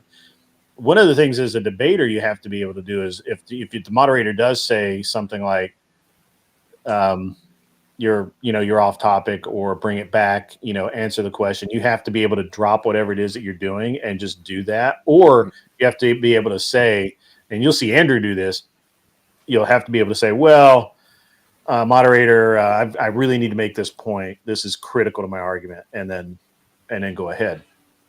But what you see Andrew and Jim Bob and Rob Noor and Fabian Liberty. Well, Fabian doesn't do it as much anymore, but what you see these guys do, the good debaters always make absolutely sure what the format of the debate is, what the timeline is of the debate, and all of that. If a blood sport debate is one thing. A more formal kind of semi-blood sport debate, like when Andrew debates, when he debated Ghosty the first time on whatever that was, witchcraft or something. I forget what it. That was that was an interesting debate. Hey, thanks, man. $5 for the show for the grift, or thanks for the show for the grift. Awesome, thank you, buddy. And you'll see Andrew and everybody. I think everybody needs to set up the expectations, or if you're doing a panel debate, you need to understand what the debate format is, and that way you can kind of you can kind of follow the rules, so to speak. They're never given. I don't hear them being given at the you beginning will. of debates. You will. Oh yeah. You will. Okay. Yeah. And actually I'm working on format right now. As far as rules go for my debate, is obviously we don't talk over each other. I understand things can, back and forth, That's one thing. If you're just loud back and forth, but actually talking over each other and spurging, there won't be any of that. That wastes time, and it is a valid technique, and like Teriak uses that a lot. Teriak, if you watch Teriak as a debater, his key tactic is to just keep repeating the same bombastic question or point over and over and over again. So like he would be like, if you were having a debate against abortion or something like that, Lindsay, he would say, so Lindsay, do you agree with abortion? Have you had an abortion, Lindsay? Or have you had okay, just answer the question. And even if you're like, hey, that's not relevant to this conversation, he just constantly repeats the same bombastic point over and over. And what he's trying to do is to get you to agree to his straw man or frame it in such a way that you saying, no, I don't do that, or no, that's wrong. Well, he's begging the question. Yeah, it's a question bag. It's like there's multiple fallacies. Multiple fallacies. Well, he's effective. He straw mans you, then he repeats the straw man, and then he screams the straw man, and that's how he wins. And he wins a lot doing that. It's an effective technique. It's kind of a bullying technique. It's an effective technique in a format that allows people to talk over each other and does not doesn't mute people, right? So it's which is that's one of the reasons why I like Teriak a lot. I think he's a cool dude. I think he's for the most part I think he's pretty based and has some good takes. But I don't think he's a particularly good debater. I don't think I think that his tactics of debate need to be refined. I mean, I'm not saying I can beat him in every debate. The other thing is I don't think that anybody that says, well, I can't, I never take an L, or I always win, or I always pick the right side, whatever, who knows? I've noticed that very same thing that you're talking about, when Flo debated Andrew, that's what Andrew did to Flo, only he did it with ad-homs. He kept saying over and over again, you're stupid. You're stupid. You're dumb. How would you know? Slow. I didn't say it was. Oh, I thought you called him slow state over and over again. And what he's trying to do in another, and like that, and another way really is to sort of do what Teriak did, which was to relentlessly. Well, Andrew almost never strawmans. Right. Almost never. He is. Who doesn't? Andrew. Andrew is very careful to get the hit if he hits you with your argument. Right. If I'm calling you stupid every other sentence and saying how dumb you are and I can't believe we're debating and your IQ is about 45, is that not an ad hom of sorts? Are we going to play semantics games again and say that's not an ad hom? But it's not. Ad hom is a fallacy. Is it a tool? It is. I mean, ad hom can be a tool, but what Andrew's doing is simply being a jerk. That's not a fallacy. It's not a logical fallacy. Do you know that 10 people are going to go over to Andrew's right now and say, Grid said you were a jerk. You ready? You ready for that?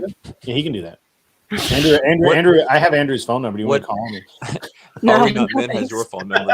Hey, what we really need from you, Grid, is I want a heckle moderator. I want you to, when somebody makes a point, say, "Oh man, you just got fucked up, bro. How are you gonna respond to that?" Just like talk to people. That's what we need. That would be funny. I really don't do that. I mean, I really don't. And I saw something like that once, and I thought it was funny, but I didn't want to be involved with it. 13 says, You're losing the debate. That happens to Furby all the time. It's like, Furby, sit down. Furby, shut up. Furby, get down there. Furby, you're such a man. Whatever. So the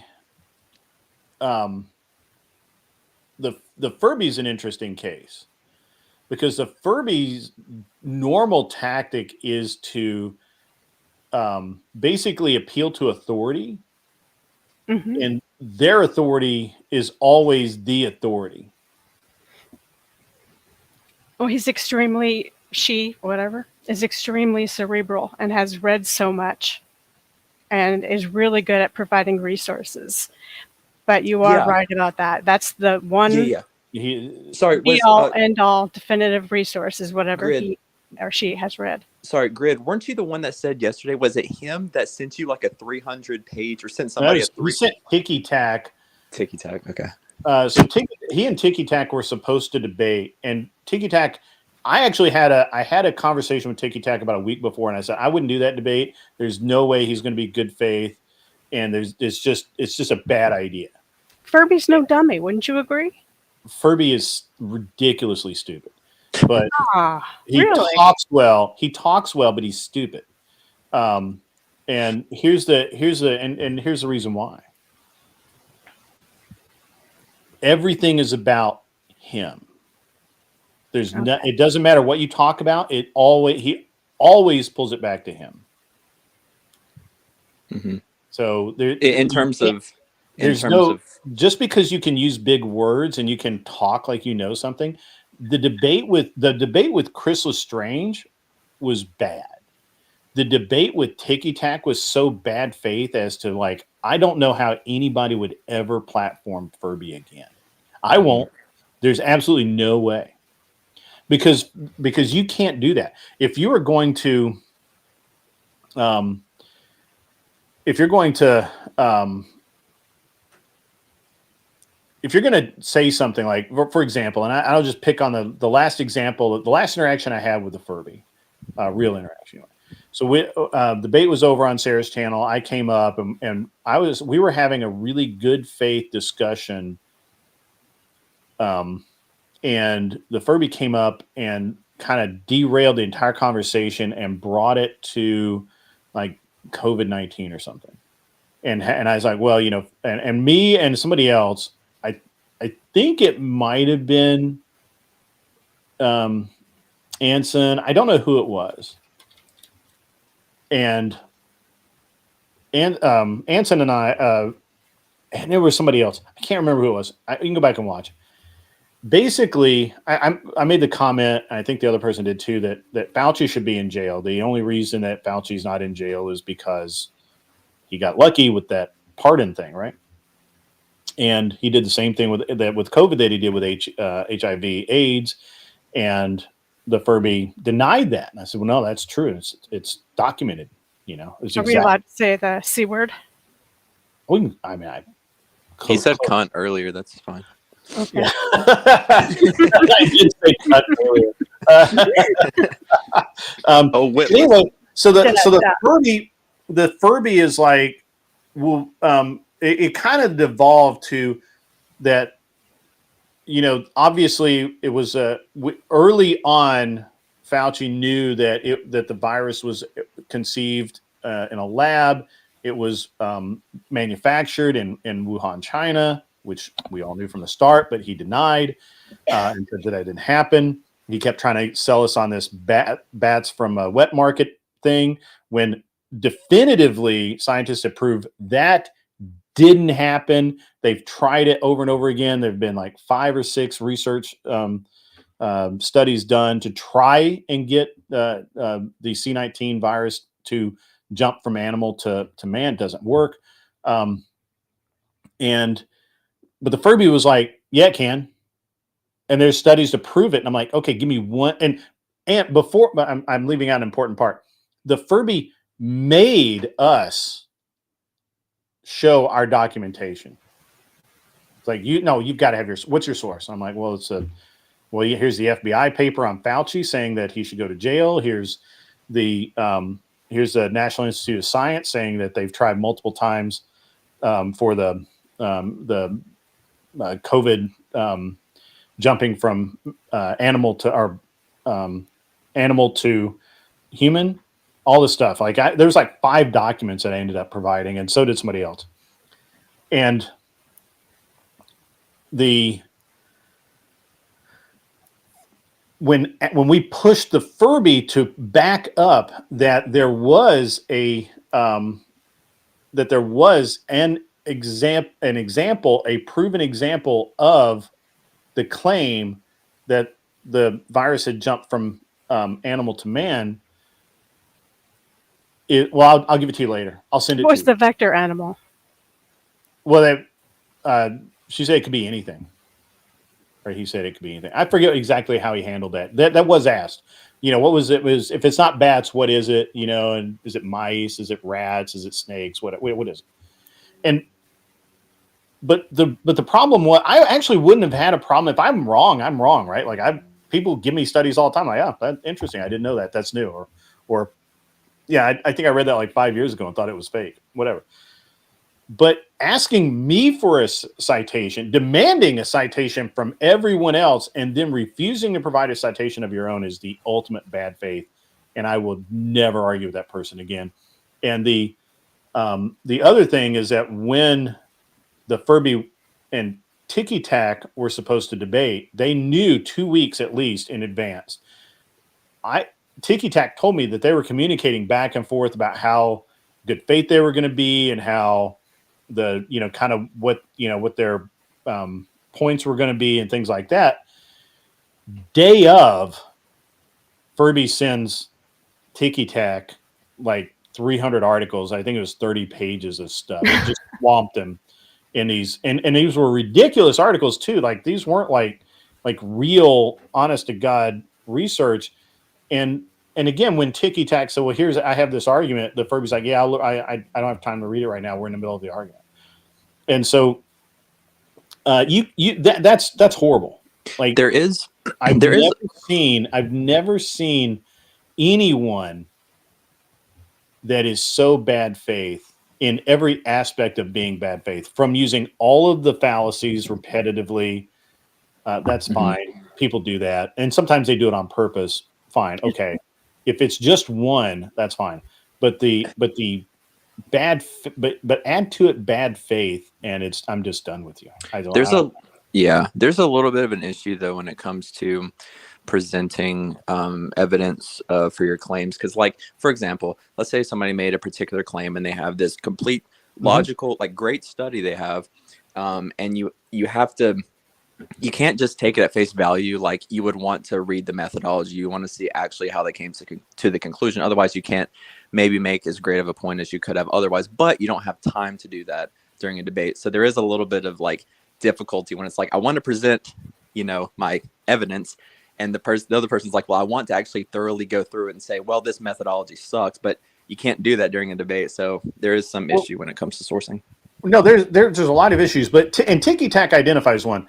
He was willing to engage with the unknown studies, but he should be allowed to question it. You can't just take it on face value. You can't just say, well, this is, you know, here's this study from the CDC that says blah, blah, blah. Well, okay, but that study's 30 fucking years old. You know, we know new things. I mean, you've got to, and they could be wrong.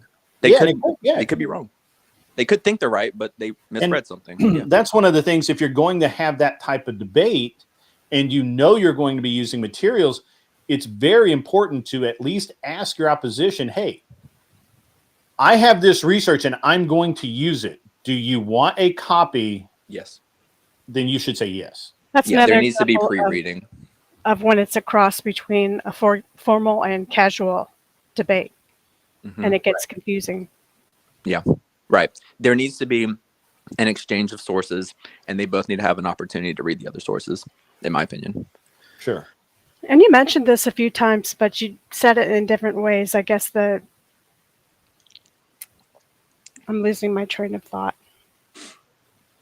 Oh, okay. The agenda.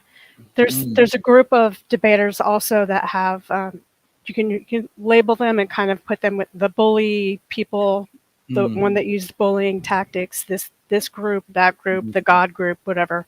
One of them is the agenda group, and I kind of put a few people in there. I don't want to name names because I'll get in trouble again. Now do it. Do it. I am always in trouble. Okay. I don't drink, but I am the guy at the bar shouting drink. I put Furby and 10th Man, who I don't want to piss off, in this group. And there are probably more, but I can't think of them off the top of my head. And they're the agenda-driven ones. And they're so stuck on their agenda that they can turn any topic into their main concern, which may be gay rights or that kind of thing, or gender, so-called fascist ideas, or whatever you want to call it. But you can bet it's like that joke that goes, how do you tell when someone's a vegetarian? How do you know? And the answer is they'll be sure to let you know. Yeah. It's a good, I mean, most people are single issue voters, and I think those kind of people, they have to put it up front. Okay, this is where all roads lead to, is this one issue. Yeah. Yeah, I can see that. And it's kind of like you were saying at the beginning, Ben, about God too. Every debate with those certain people ends up in God. And Yeah, then every odd. Yeah, I it's an think Well, automatic- because it just kind of has to. it has to. That which is I which is don't why agree. I You actually, give us an example of why it doesn't have to.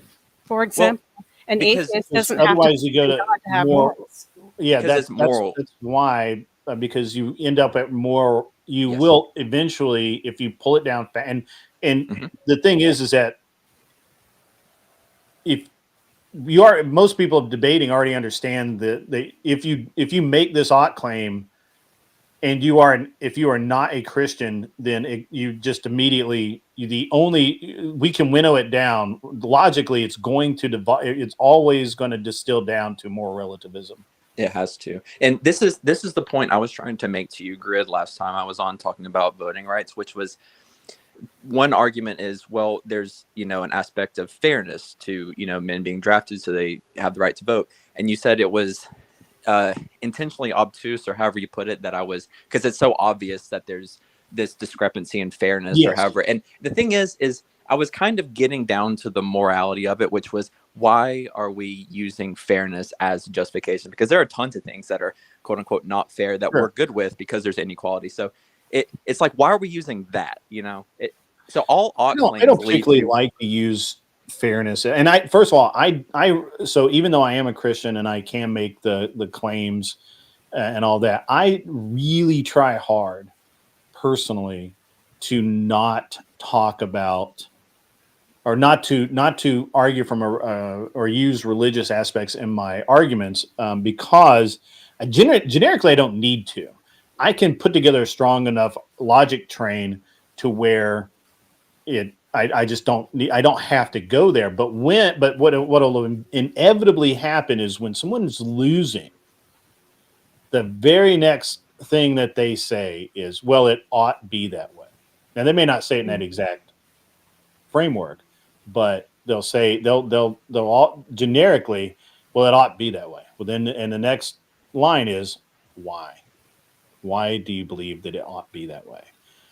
And then it's either, well, I believe in God, think- and this is the word of God, and this Yeah. is morality, and this is morality I believe in, and so I find this immoral, and then Right.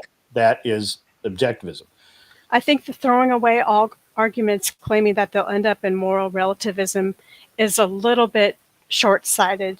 And the reason why I think that is because in an epistemological sense, you could just stop any argument you wanted to and say, well, how do you even know that chair in front of you is real? How do you even know that wall is really there? How can you definitely Yeah, it's an prove it? absurdity, sort of. You know what? You throw it, there's, at some point, there has to be something to debate, and you can't just say, Right. uh-uh. Right. And I think anytime it devolves down to, is God real, in any non-God argument, there's something about it I can't quite pinpoint that just doesn't feel right. And it's not that it's logically inconsistent, but there's something about it that it's like it's missing the point. It's like it's a I don't know, something you can always rely on that's not exactly getting to the point of the debate. But it's not inconsistent. So I just don't like odd conversations that much. I think that's maybe what it is, but yeah. Well, I mean, I guess, Lindsay, the problem is this: you can say you don't believe in that chair, but we can walk over and touch it and all of that. So my belief is then founded in some reality. But when you're discussing an ideal, right? Like it ought be that women, the patriarchy ought exist. Okay. I get what you're saying already. It doesn't have to. That came off as precocious or disrespectful. I didn't mean. No, it was no. I think I think a lot of people. I think this is why the arguments often devolve, is because people don't actually understand ought claims or how they devolve, or how they will devolve. Oughts are ideals. They're not truths. I understand. Yeah, And so if we're going to talk about oughts in other ways, then it gets a little less murky, right?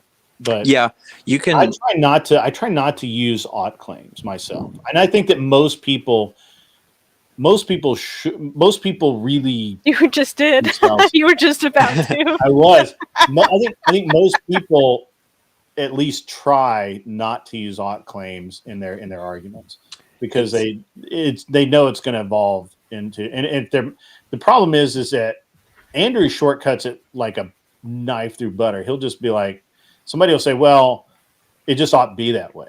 Mhm. And It's Andrew because will they go, know. well, 'cause how he can you say knows- that as a moral? Because he'll literally say, well, as a moral relativist, Yeah. how can you say that? Right. See, because he knows they're at an automatic losing Right. They just position. lost. But now They don't know they lost, but they Right. just lost.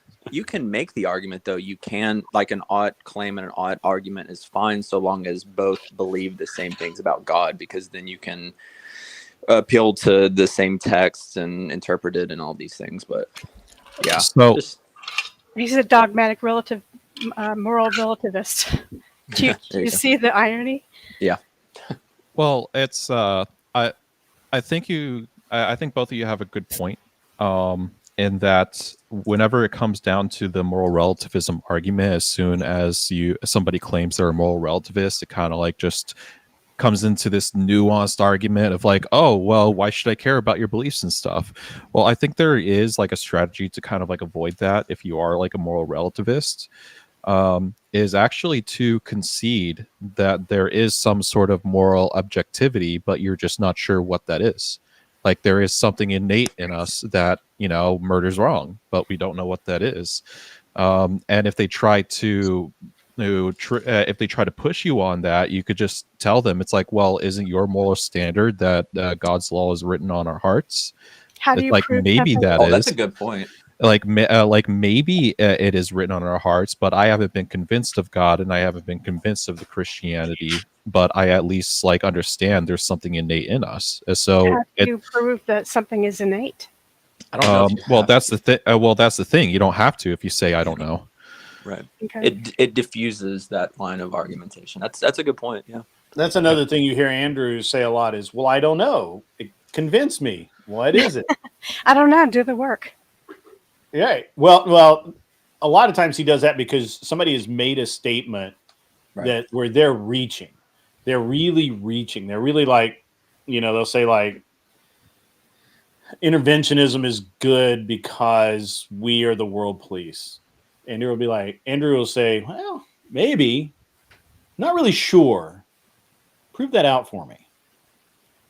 Mhm. And then I did that a little bit to non-fon last night. I was like, well, maybe tariffs are bad, but why is X? And then they start tripping over each other or they contradict each other. Really, what you're all in trying your to do is court. trying to get the contradiction.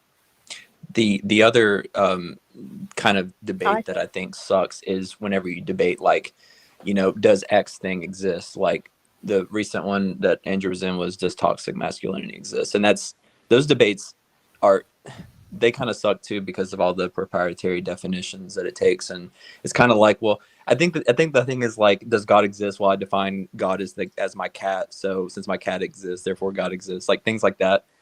I don't think are super helpful conversations either.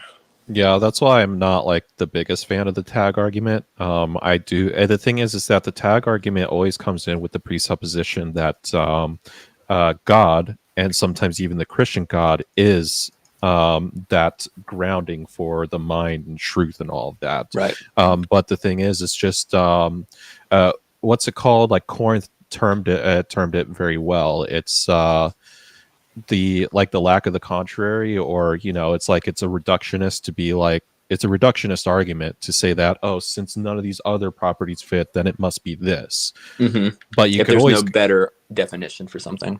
Yeah, where it's like you could just say like, oh, we just haven't discovered that one thing that justifies the mind and truth. And the Christian is going to come back, well, what other option do you have to offer? But you could spin that back and say that, oh, well, you're God. It doesn't display any sort of characteristics beyond all the other options that I could make up. So it's like you have to make a substantiating case that your God is the one that defines Right. the mind and truth and everything. Which is the exact debate tactic in the Andrew and Destiny debate about J6, which was, can you give me something that fits it better than insurrection? It was that whole argument. It's the same thing. If you tear apart an argument and put it into simple alphabet letters to try to understand the dynamics clearly and simply, they're arguing A because A, B. And that's the simplest misnomer that anybody would make in an argument. And so they're essentially saying, because I have faith, there's a God. Or because my house didn't burn down in the fire and everybody else did, Well, there's a God. and I think that's a very important point that you bring up, because if you're trying to argue with like an atheist or an agnostic to actually try to sway them into the direction of like believing in God, Never. it's you're never going to do it with the tag argument, because when it comes down to it, there is a level of faith you have to give that God does exist, and that's it. Like there's no An way to atheist step can't around prove that. it any more than a Christian can't. Both people are on the extreme and can't and don't want to be proven otherwise. Yeah, and you could kind of like validate this by just asking an atheist, okay, what is like the list of criteria that you need to like prove that God exists? And Right. like let's say an example, God comes down floating from the heavens and speaks to you and say, I am God, and you say, prove it, do this and that and this and that. If God just did all those things that you told him to do, the atheist would still have doubt and would still be like, oh, well, this has to be a magic trick. There has to be some science to this. Where are the shadows? Where is the wind blowing? Are there chords making him float? So that's where the faith comes in. That's a really good point. And really, I think everybody should be doing that to themselves, which is, okay, what would convince me that I'm wrong? What evidence could be presented to me in a given argument that would help me sort of make sure that I'm not so like ideologically possessed that I could change my mind? What would that take? And if the answer is nothing, then you have a problem, right? Mm-hmm. That's why agnosticism makes the most sense to me sometimes. Yeah, something told me you weren't a Christian in this conversation. I don't know what, but seems to be your position. I am a Christian, but I would probably, I think I relate more to how Glenn practices Christianity than anything else, and I think it's just more of we're all kind of fucked, and that's why we need to like put our faith in Jesus. My problem with religion is that it seems like too big of a burden to place on somebody to get it right. Well, that's the thing. Well, that's I guess one of the things I have against like orthodoxy is because there's this like underlying expectation that you have to study, you have to practice, and all that. But it's like if everybody was doing that in the way, like where exactly in our lives would we be able to actually like innovate in just the regular world? Like I think there are specific people to be dedicated to the practice, and we should listen to them for their practice, but most of us we have other jobs to do. Right. Here's my problem. So when it comes to, say, the Jehovah's Witnesses, somebody that's like super intense on their belief, I trust those people in that what they're saying they believe is true. Because my problem is, if you're a Christian and you really believe all these things like hell and heaven and all these big time things, why aren't you 24/7 just evangelizing, giving everything away? Like if you're really that sure, I know it's not super practical, but I don't believe it when people say, yeah, I'm a Christian, but then they like go about their lives like anybody else. So I don't know. Yeah, I do think there is a degree where you have to commit yourself and recognize the sins or your your specific sins that is a crutch on your life and repent. But that's I think the commitment to try to be perfect is just there is absolutely no way. But the thing is, though, is the whole Protestantism really turned me off from Christianity in general, because it's like, first of all, it's like Jesus is your boyfriend songs, like that's just a turn off for guys in general. But also it's sort of like, it's almost, I don't want to say it's like moral relativism, but it feels like that. It's sort of like, oh, everybody can decide for themselves what's true, and just read your Bible, bro. And it's like there's no structure, there's no patriarchy, if you will, and so it's a huge turnoff for guys. I think that's why you see like a big movement towards orthodoxy. Well, yeah, and that's why I was playing like this kind of tagline a bit. I was claiming that I'm both a Christian and a moral nihilist. Just to like have people throw arguments at me, and I found out that no, there is no way they're compatible. And an atheist had to point that out for me. But I do believe there is still some level of moral relativism when it comes to making the choice to follow like Jesus and God and the Word.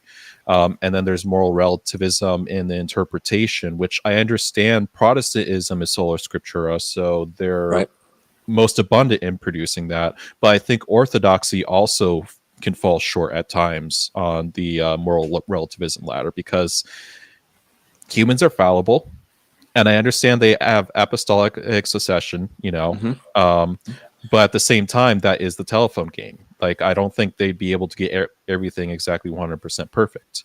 So that's where the moral relativism comes in. Yeah, but you have to have a ending point. I mean, humans are fallible. That's fair. And there are priests or whatever they have that will get things wrong.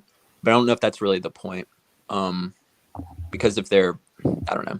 I know what you're saying, but Ben, remember when you came in at the beginning of this stream and you said it doesn't matter what we talk about, it's always going to turn into a religious topic? You were right. Yeah, exactly. Yeah. And Grid, it sounds like you have a bunch of, dare I say, master debaters ready to master debate for you this coming Saturday. So it sounds I think it's going to be a great show. Just really quickly, because I'm going to have to wrap up. I actually need to go take care of a couple of things. I actually have a meeting that I apparently somehow got scheduled while I'm supposed to be live, and I'm not there right now. So, fuck. Welcome. They don't need me. They know what they're doing. Oh, Imperius is in the chat. What's up, dude? Yay. Imperius can't even get basic grammar right, and he's supposed to tell me he's a lawyer. Imperius is interesting because I've tried to be like, normally I don't really have let me just say normally. I have not had a problem with Imperius because here he has basically behaved himself. And I've said that, and I've kind of defended him a little bit to some detractors that were like, well, he spurgs out. He's just drama queen, whatever.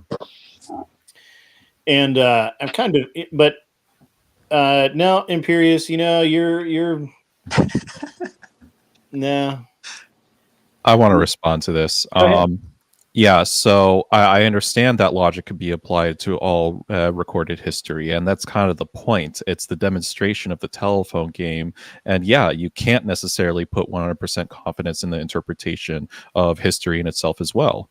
I'm trying to find this book that I bought that kind of like gets into it's. I'll recommend the book in a minute, but you guys could go ahead and chat for a bit. Yeah. Good. Go ahead. I just think that look, Imperius, if you're gonna like cry all the time, I think you're gonna have to find another place to do it. Oh, it's I not. can step down if you Look, it's not you, it's me. Oh, you're not gay. You just play gay on TV. He's not gay. He just likes men. He just There's likes a difference. men. Okay. Yeah. And look, I actually really didn't have a bigger problem. But dude, the things that you said about Andrew, his wife, and his kids cross all possible lines. And so I found the book. So J. Warner Wallace, Person of Interest. This is a a criminal investigator that works on cold cases. And he was an atheist and became Christian when he actually observed studying Jesus as like a cold case. So he, yeah, so basically it goes into a little bit of how like history is produced, in that whenever you have like a particular person that is so well known, it's like you're going to get like thousands and thousands of writings of them, and they're going to be both of people who like them, people who hate them, or people who are directly in contact with him. And what you're supposed to do is you're supposed to scan all of those books and point out all the points where there's a consistency. Like Jesus claimed that he's the Son of God. It's like that is something that's agreed upon even for the people who like him or dislike him. That was the claim that he made. So that's a valid historical reference. So there are ways that we could go into history and point out things that are truth, but there still is bad information from those books, and it's extremely difficult to discern them unless you spend the time going through literally every single book. So that's where the moral relativism comes in, and that's where the flawed human nature comes in. But yeah, again, book Persons of Interest. I definitely recommend people to pick it up. Sweet. Persons of Interest. Interesting. You called yourself, I forget what word you used before it, because it kind of shocked me. It was a nihilist. But did you say spiritual nihilist? No, I said Christian moral nihilist. I was playing that label for a while to see how people would react and how they'd fight me. And I found out there is no way that they're compatible. I'm just a Christian. What are you, Lindsay? Are you agnostic, atheist? I tend towards agnostic. I mean, I again, it's the same reason and reasoning that I gave before. I'm unable and knowingly, willingly, cognizantly unable to decipher what the truth is there. Sounds like you're going to hell. No, I'm just kidding. Part of it is simply because the way I grew up. You know, I didn't grow up with a strong Christian family or anything. I grew up with an atheist and a Catholic. And those two... That makes sense. That checks out. That's very confusing. And certain things in my life, like I know you talked about ticky-tack. You talked about this a little bit. Certain things have happened to bias me in my beliefs too, in my life, just as well as you talked about some things that happened to you too. So can I be completely unbiased? Can I be? No. Have I read the Bible cover to cover? I have had absolutely no desire after the excerpts I've read. So how could I possibly say, right? You know, but the other thing too that Tiki Tak brought up, which is 100% true, which is, you know, you could have God do any given thing and still doubt it. It always requires faith. Like, I pray. Like I've had like quote unquote experiences before that are like, I think are attributed to God, but then there's always like, well, was it though? And it's like, well, that's a, you know, yeah, there's always going to be that no matter what. So there always requires a level of faith, which is, I think, the whole point. So. Scum of us. Some of us are. No, you're right. Scum of us. Some of us are skeptics to the bone, and probably to our own detriment. I am definitely a skeptic, but not so much that I would say I'm a conspiratorialist or, you know, that far gone or anything. But I appreciate having the freedom to be a skeptic. Well, this is also why I started reading the book, A Person of Interest, because even though I have things to point to know that Jesus existed and he is very likely the Son of God and resurrected and all that, I still want to hear other people's perspectives on it in order to either like validate or sway myself in another direction. You know, I'm just skeptical. That's it. Did you write this book? I feel like you're shilling it pretty hard. I think you wrote it. No, but it's definitely one of the bigger one of the better books that I've read in a while. So yeah, I wrote it down. Getting too echo chambery. We need to start a fight or something because I think we're getting. Lindsay just likes drama, like a woman, you know. No. Well, the chat I think likes. Yeah. Well, the chat has enough drama with Imperius acting like he has some kind of clue. Where do curious I what need it- to be? I mean, technically, I don't have to be anywhere, but right now, as we speak, there's a meeting going on I'm concerning money that involves me spending it, and I should probably be there, but Yeah. they got it. Welcome. You're They making got money right now. I'm technically on the clock right now. I'm so. losing money right now, but that's okay. It's all right. Wait a minute. Wait a minute. Wait a minute. That's not okay. Well, You're a Trumpy. It's okay when you're rich.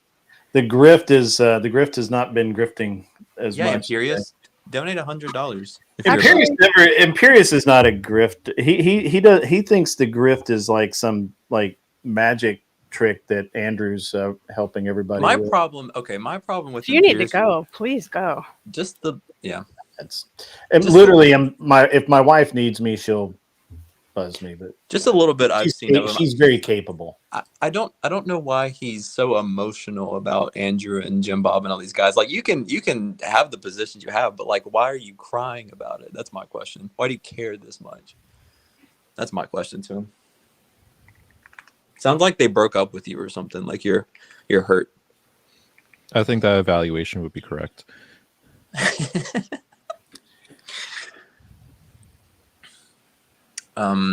So Lindsay, do you debate any, or do you just watch debates? Yeah, I mostly just watch. I don't have much confidence in my debate skills because I'm very, very, very amateurish. Yeah, I think the thing is like if Viking's still in the chat, I'll give him a little bit of praise. I think the way he speaks and the like aggressiveness that he speaks, I think is very beneficial to something like Bloodsport debate. That's not something that I have. I like to play with ideas and like converse more than actually debate. That's just like my temperament. But I think somebody like that, somebody that can, and like we were talking about Andrew, how he like basically bullies people at times. I think it's super effective because I think what it does is it puts people on their heels really quick, and it appeals to the audience, I think. And if you time it right, then you're good. So It does, and then all your haters love it. So it's just kind of a win-win for everybody.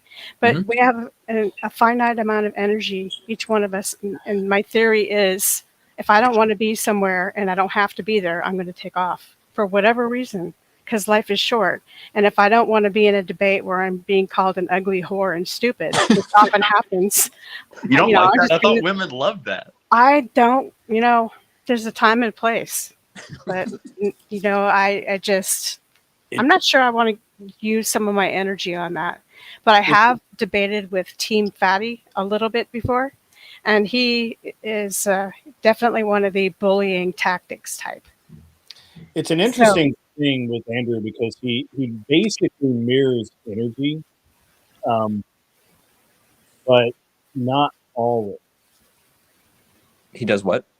He'll basically mirror the energy that somebody else is putting off. So like if you're just sitting there talking to him and it's calm, he's calm, everything's cool. But if you start coming after him, he'll kind of ramp up. If you ramp up, he'll ramp up more. But there are trigger points that he knows he has. Yes.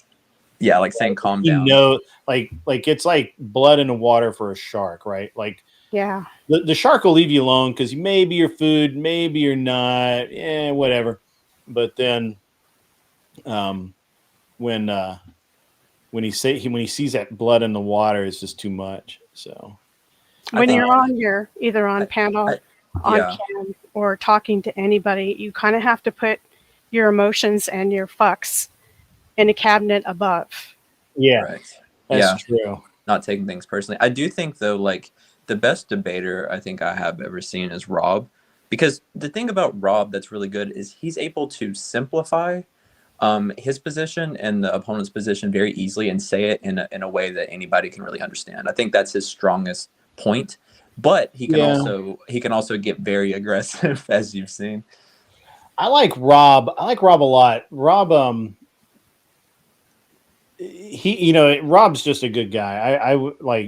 I know 100 people like Rob, and so I have a lot of like respect and I think he's a cool dude.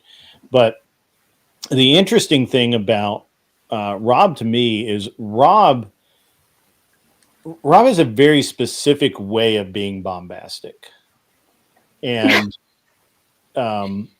And look, that's just an effective debate technique. But before I go any further, I gotta I recognize God, Guns, and Glory. Griftimus, thank you, sir. I appreciate that. $2 from Canadian land. Really appreciate it. Also- Hey, we were just talking about you a little earlier, Sarah. Drive by, shout out. All right, cool. Good to see you. Yeah, real quick, I got to make an exit. Okay, I got It was it. good talking to you. Yeah, nice chatting. I'll see you guys later. We'll see you later, Tiki Tack. Bye. The only thing about Rob though is he has a voice for a muted television. That's the only thing. Like, you know, You don't like Rob's voice? it's not his strongest point. I'll just put it that way. Yeah, interesting. So who Grid is your absolute favorite debater? Not necessarily because you like them as a person, but because they have the best strategies. It's between Fabian Liberty and Rob Noor. Not I David think Packard. I think Rob Noor is technically better, but I like Scott comes up with these ridiculous viewpoints that are like right. They're correct. So it's funny. Imperious, nobody's going to debate you because you can't debate. All you can do is spurg, and nobody cares about spurging anymore. Spurging was 2023, bro. It's 2025. You're out of fashion. I'm sorry. I What stopped about- doing it. Rough. It's rough. I know when you go out of fashion, when nobody cares anymore. What about you, Lindsay? Who's your favorite debater, or the best in your opinion? Oh, the best. Yeah. Say Grid. You're supposed to say Grid. It's his live. Like No, I was about You're not saying, supposed to say that. You're not supposed to say that. you know, I'm going to take the fifth on that one because I'm actually not sure yet. Mm-hmm. I've been noticing all the tactics. I've been noticing all the strategies of each one. You just get them. The longer you know people here, like he was talking about Teriak and the strategy he uses, and it's sort of below the belt, but it's also fair, considered fair here. And I'm trying not to judge based I on. don't think it's considered fair. I think it's effective in a very look. Teriak only Effective, debates but not in specific- formal. He only debates in very specific places where that technique is tolerated. You don't see Teriak trying to get a debate on the Raging Tomato where he can't Yeah, do that, I do. right? I see how he could be an effective debater on here because it's laissez-faire, pretty much anything goes. So No, I you don't- can't be held accountable. Like I said, Sarah's tightening up. Sarah's becoming a much better moderator. So. I'm not talking about Sarah. Oh, okay. I'm sorry. Did I miss? I may have missed something. I've got. Yeah, I was talking about Teriak. Yeah. So you can see where Teriak is. I can't see where Teriak could go on to like the Raging Tomato in one of the actual debates and do well. And I don't see him trying to get a debate with Rob Noor. I don't see him trying to get. It would be hilarious to watch him and Fabian Liberty debate. That would be hilarious. But if you're asked about your favorite debater, I was having trouble with the criteria because I automatically want to dismiss anyone who kind of cheats. Real quick, while Sarah might still be in the chat, I want my $100 super chat back because I donated $100 to get that one dude from Arkansas to speak, and he talked about eating 532-pound vagina. So, you know, You want a refund? There's no refunds, bro. Yeah, refund me. But he did speak. He did speak. Yeah, he was silent for so long, and the way he looked, I was like, what does he sound like? We gotta know what. I don't remember his name. Was it? I don't know. Anyway. Yeah, that was a crazy situation. But Sorry, I can't answer your question any better. I don't know. Get back to me later on that. I do wonder. Yeah, I don't know why I did that, Sarah, but yeah, there's not a good reason. I think it's just I was curious how his voice was going to sound. You keep going. Okay. Lindsay, what do you think when we talk about debating versus like having a conversation? I know they both have different roles. Which do you think is more beneficial for society? Because in my view, debating is useful in the sense that while it may not always get down to the most truthful conclusion, it brings more people into the conversation because it's more entertaining than having a conversation. But the purpose. Oh, I would really ahead. love to continue this, but okay. I Bye. have to go, and I don't have anyone to take over in my absence. Tiki Tack has exited stage left, I think, or right, maybe, I don't know. Yeah, he And left. he's out, and then Michelle, who can also run the stream, is I haven't seen her today, so I don't have anybody to run the stream. I'm going to send you over to Jake Varr, who is basically, I don't really know what he's talking about, but he's the only person that's live right now. And hope you guys have a great rest of your day. I do hate to cut it short. I wanted to talk more about the debate series that we're going to do, but unfortunately I can't because I don't have time. You're all awesome. Imperious, try to be cool. I know it's hard. I know you can do it, bro, but you're not doing it now. You're not cool.